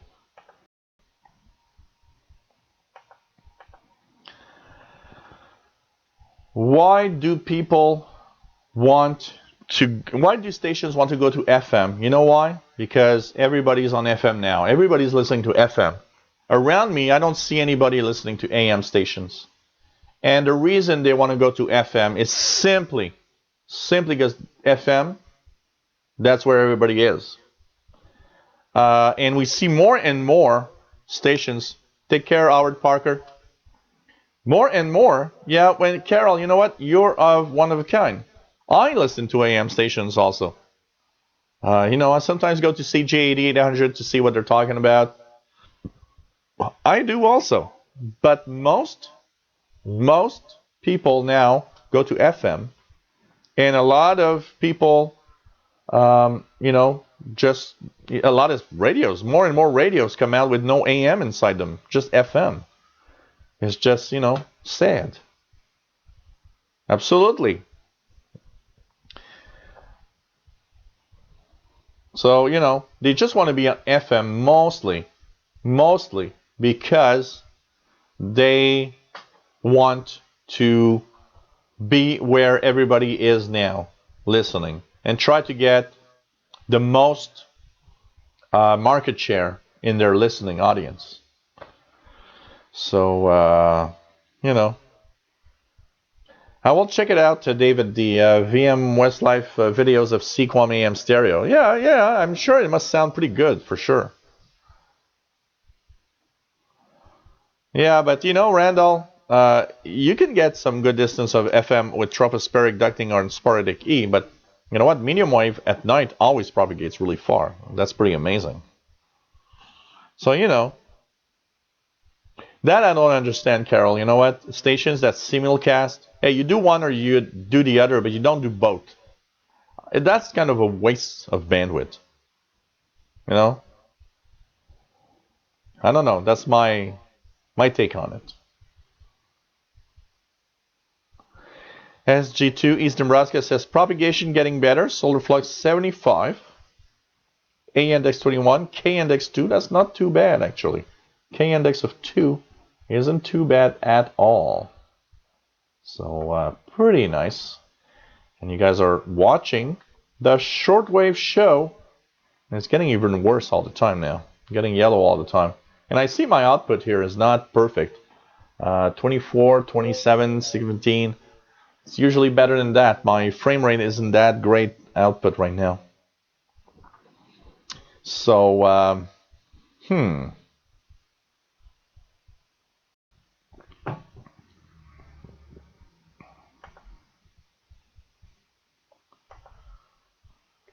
Wow, amazing. Gel Rancho. Well, we got to rant about something sometimes. Why not? So, yeah, I know. Bad stream tonight. It's sad. It doesn't happen very often on the Saturday show, but tonight the stream isn't that great. Really sorry, guys. So, F4GB Adrien says at night, every night I can listen to AM station from Algeria on 531 and 549 kilohertz.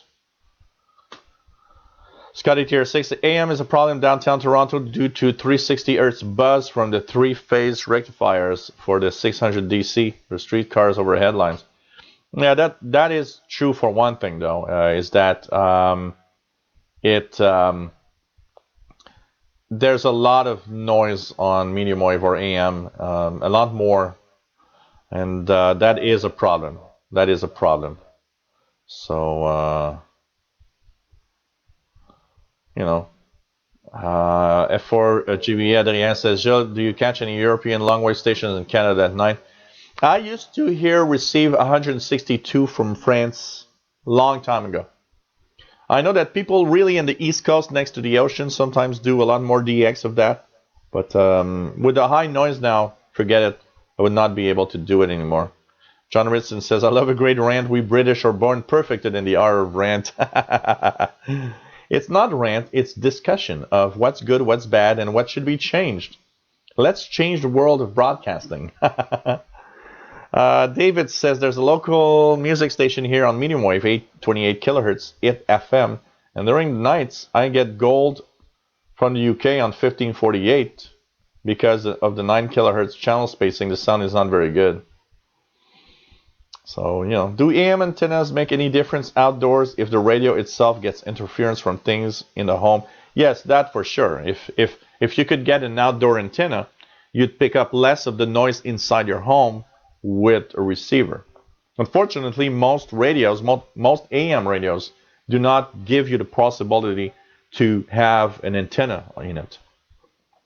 So, you know. Yeah, 162 is dead. So, but they still send time signal at low power. That's interesting. Lower Ingram. I heard Lower Ingram many times while tuning around for stations in the medium wave bands. Yeah. She's always ranting about something. Exactly. So, yeah, probably. You know what? Too many people watching my stream. It creates havoc on YouTube stream. Maybe Sunday if I see 1 million hits. Actually, I don't know if how many people in the stream could watch at the same time on YouTube.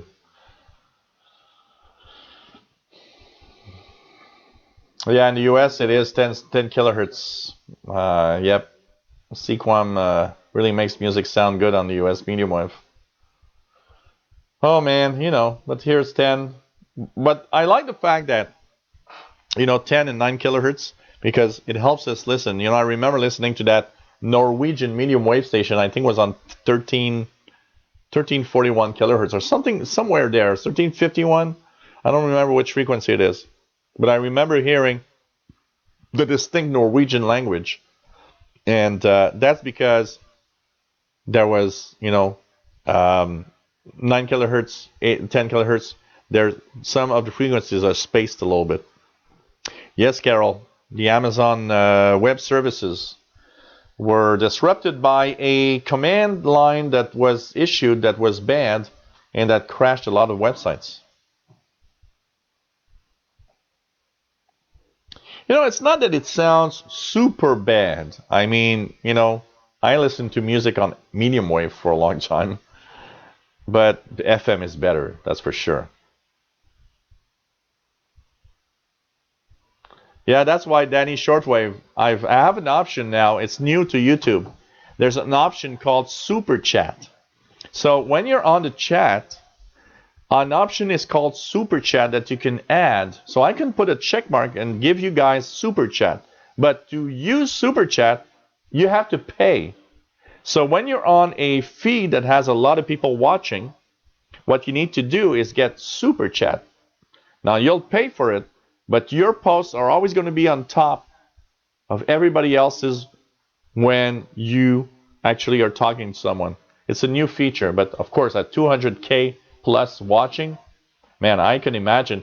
I always thought, you know, if I'd get just like at 300 or 400, imagine how the chat would go really, really fast.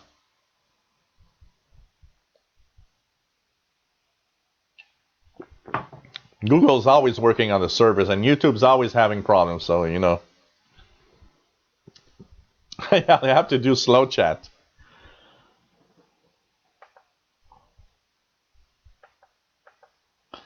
Let's check out any pirate stations have been added to the list lately as we're talking. 2318, Moonlight Radio is on 6925. 6.925.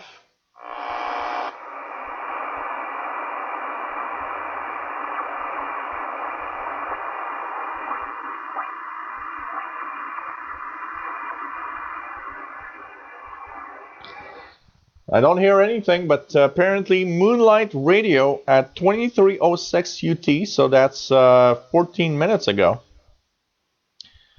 Someone just signed on with music, rather weak, and that is from Chris Smolinski, once again in Westminster, Maryland.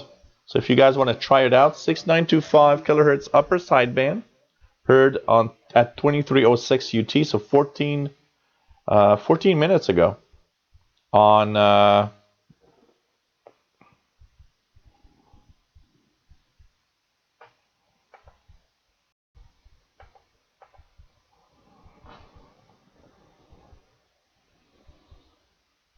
so Scotty Tier 6 says nothing on 6925. Take care, Colin Murray. It was nice to have you on board. So, yeah, probably need moderators to get all the questions for sure. Yeah, the super chat, Danny Shortwave, is in the case when you get a lot of people, people pay for the super chat. And the YouTuber gets part of the money. And you get really like privileges. So every super chat payer actually is on top. You'll see their questions. So yep, HF Underground says Moonlight on 6925. So yeah, it's a super chat with just all the people talking right now for sure. Hey Fastload, hi there. And yeah, 1080p. I'm having a lot of problem with the output today, Fastload. There's seems to be a problem. I stop and start the stream again and gets back normal for a while, then it drops again. Some kind of, you know, it's hard to know. You know, it's almost impossible to know. Is it a ISP problem? Is my connection with the Videotron not good? Of course, if I do a fast, fast.com or a speed test, always shows correct. But how do I know if it's Videotron, my ISP, that has a problem? How do I know it's YouTube having a problem? I need to have some kind of dedicated line to really have more control. Carol T says, if countries all went to talk on AM, that they would redo the band plan because voice does not need 10 kHz bandwidth. We could cut it back to 4 kHz and shove more stations in the AM band. Why not? Let's put 5 kHz spacing and put 10 times more stations on AM. Why not? I have no problem with that. It's like on shortwave. Man.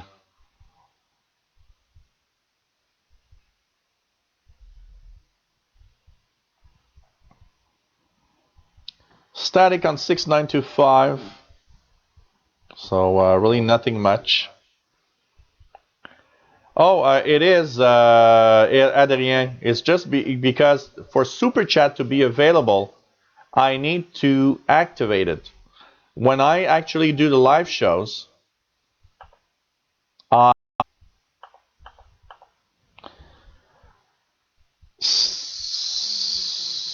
so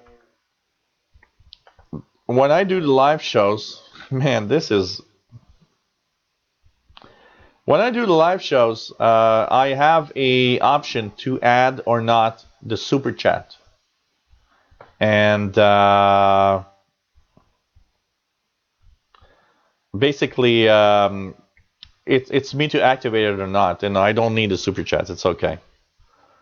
With 4 kHz audio on medium wave, you would lose all audiophile and want to be audiophile listeners. Well, not for talk. Talking is okay. It's okay. Yeah, we are both on Videotron. For sure.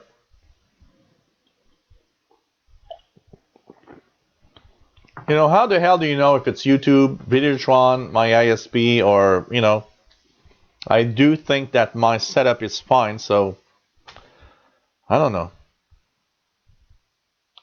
DRAF says, Zoomer Radio on 740 is great music station, AM notwithstanding. I so many times listen to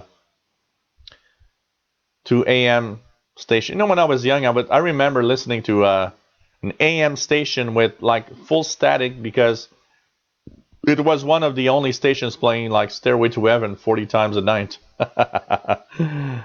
Yeah, we do not need i5 for talk. That, Carol, you are right. So Yeah. Nobody wants to go back on AM. You know, even here, I think everybody is on FM. I can tell you that. So, I don't know. 1300 AM old time country. Look, here we have a station just south of Montreal that is on 1040 kilohertz AM. They have French Canadian country music. So, you know, what I find sad about that is that we get these stations on AM, and you know what? They could have a nice little space on FM to do their shows instead. You know, I don't know.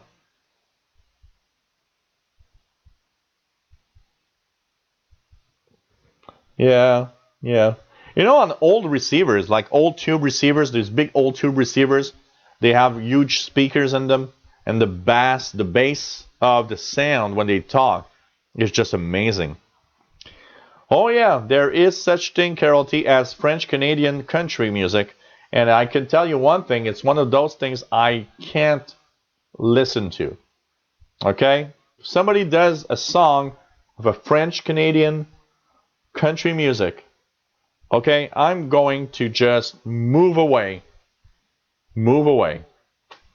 and I just can't. I just can't. I'm sorry. Oh man. So I don't know. You know, look. Okay, I'm ranting about music on medium wave, but you know, okay. Let's talk about. Let's talk about. Um, it's in the noise, but yes, 6930 kilohertz AM. There's a station right now. MDK2 says alert, alert. 6930 kilohertz AM. There's something. Yep. I like Fastlo's comment. French country sounds like a dying cow most of the time. Yeah, that's pretty much what I think of French language country music. Also, that's pretty good. That's pretty good. I love it. So 6930 kilohertz AM. But anyways, I was ranting about AM music, but there's a lot of music on. But you know, for some reason, when WTWW or WBCQ plays some music on shortwave, it sounds better than on AM. I don't know why, but that's because I'm biased for shortwave stuff. You know, music on shortwave, I've never been a big fan, but it's a different media, and it's meant for around the world, and it's really different. You know. So what about Pirate Station as of now? 6930 kilohertz AM, but mine is in the noise. I can hear a distinct carrier, but it's in the noise here. 6930 kilohertz. And anybody's talking about that into the HF underground places? Let's just check it out here. Okay, 6930. Anybody else receiving that right now? Yep, on ID station. Someone just said there's an un-ID station, bluesy rock music, and that's Joe Flipowski Jr. So in Rhode Island. S9 plus 5 in where is he located? Anything? No. Okay, Central Kentucky. So it means maybe you guys in the West Coast might hear it better. Well in the noise, but audible in Denver, Colorado also. So 6930 kilohertz, but nobody has an idea of that pirate station yet. So pretty cool. If I sing French country in my karaoke sessions, I hope someone shoots me in the head and it's all be over.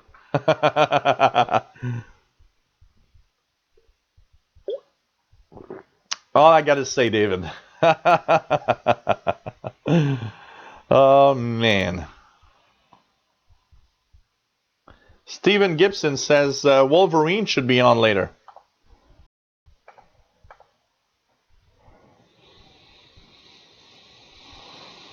Ah, man, love the stream tonight. We're off and we're on and we're back and we're gone. Man.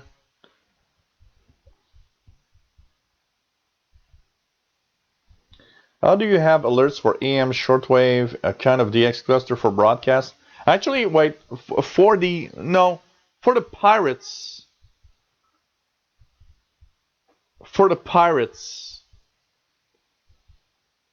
we have HF Underground, but there's really nothing special that I can say.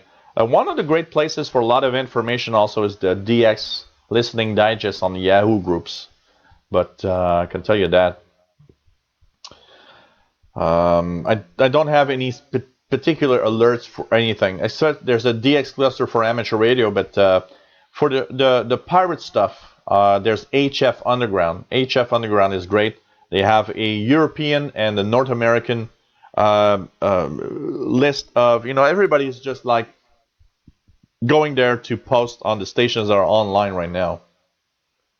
So that's where I go to.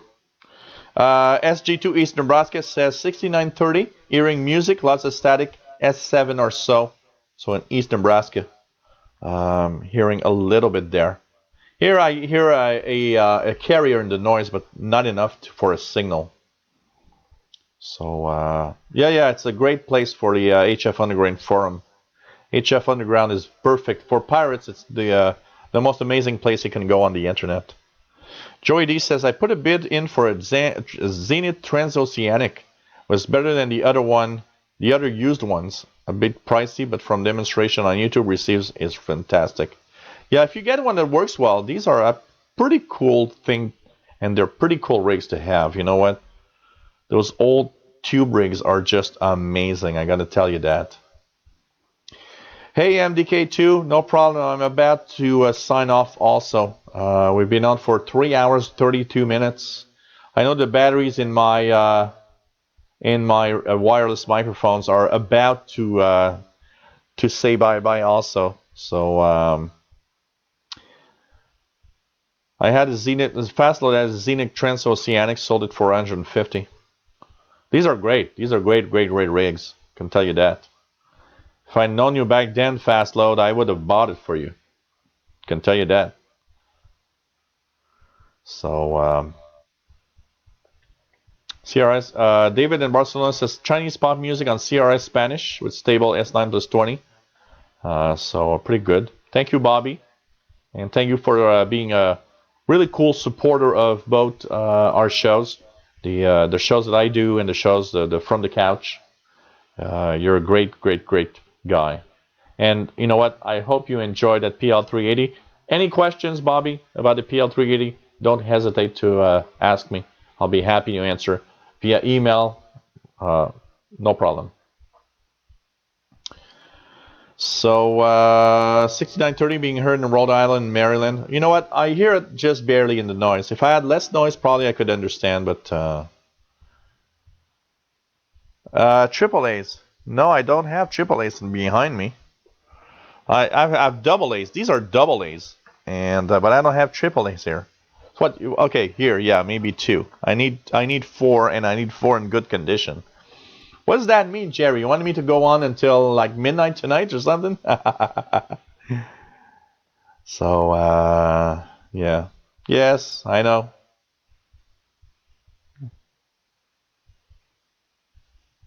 Stephen Gibson says 4029 4029 AM laser odd hits in Ireland. So you guys in Europe could get that for sure. AAA fours? My wireless microphones works with AAA's fast load. So usually I have some alkaline.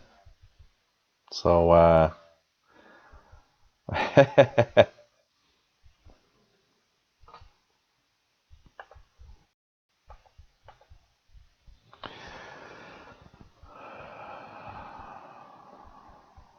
so just to continue, yeah.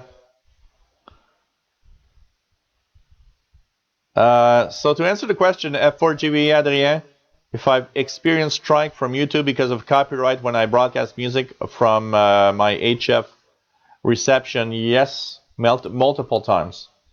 I would say that on my Shortwave channel, I got at least 30 or 40 videos that have been hit by a copyright strike for music while a broadcast on HF. A funny story with that, you know what? I was looking at emails the other day and I got a copyright strike. And I was thinking, I didn't post any videos with music lately. They had a pirate, okay, last summer I posted a pirate station, but so much noise that it was almost impossible to know what was playing. And 6 months later, I get, oh, in that video, there's a Metallica song. And so your video cannot be monetized. And I'm like, really? With all the static and all the noise, now you're like, what is that? Did you kind of just look at it 100 times with some kind of algorithm on your computers and say, there's a Metallica song and that noise? Oh man, come on. You know, it's just, what the hell? So, yeah, I need to buy a Scotty Tier 6, a few more AAAs that are always ready in case shows go overboard. I can tell you that. And well, it's always fun to do these shows. I can tell you that. I seen the X80X are 9 hours. Let's do the Guinness World Records of YouTube Live. I wonder if there's already a record for that. A record for YouTube Live. Well, today's Guinness Book of World Records has Gilles Letourneau, as he did 274 hours talking about shortwave radio live on YouTube. Anyways, oh man. Yeah, usually that's why when I tune the bands or I do something, what I do is if I come across music, you'll hear it for 4 or 5 seconds, but then whoop, I just continue on. Sorry, I just burped. So I've never had a strike for bad behavior on the shortwave channel. What they do usually is they tell me that video cannot be monetized, but it's all right. The only bad strike I've ever had on YouTube itself, apart from my YouTube channel, was taken away because of some idiot. I was about to say that bad word. Was the only other bad thing that ever happened is on the Windows channel. Somebody had complained, a company had complained about the images that I had in one of my videos, and it took away my monetization for 3 months. It also took away my live show possibility for 3 months. I think that's, a little too harsh. I think they should relax a little more. So X80Xer says 11 days, 11.4 days. So yes, you know what, Adrien, they cut the audio only on certain markets. So for example, if you put music and you basically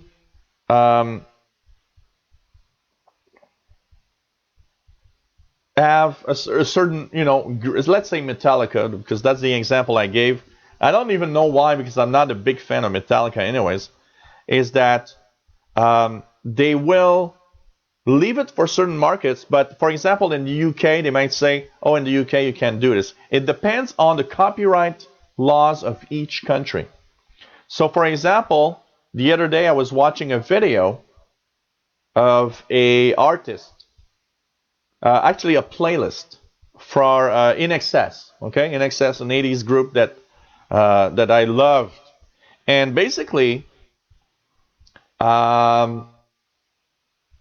every 3 or 4 videos, it would say, oh, I'm sorry that we got a strike here, and in Canada, that video cannot be played.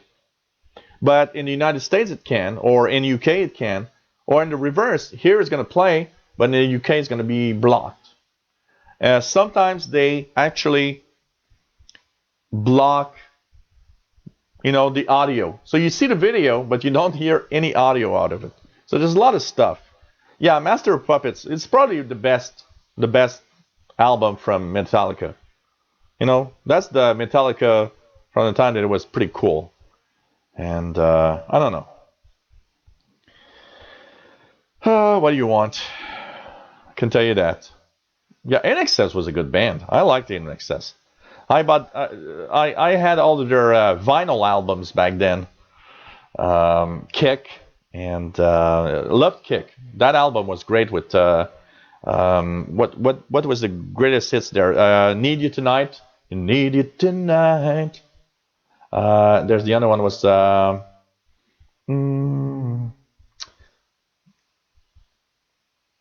trying to remember the titles of that album. That album was great. Elegantly Wasted was also really good. You know, NXS was a band I loved back then. You know, that was the time when I was listening to NXS, Tracy Chapman. What I was listening to back then, Duran Duran. I had David Bowie, stuff like that. You know, loved it. Really loved it.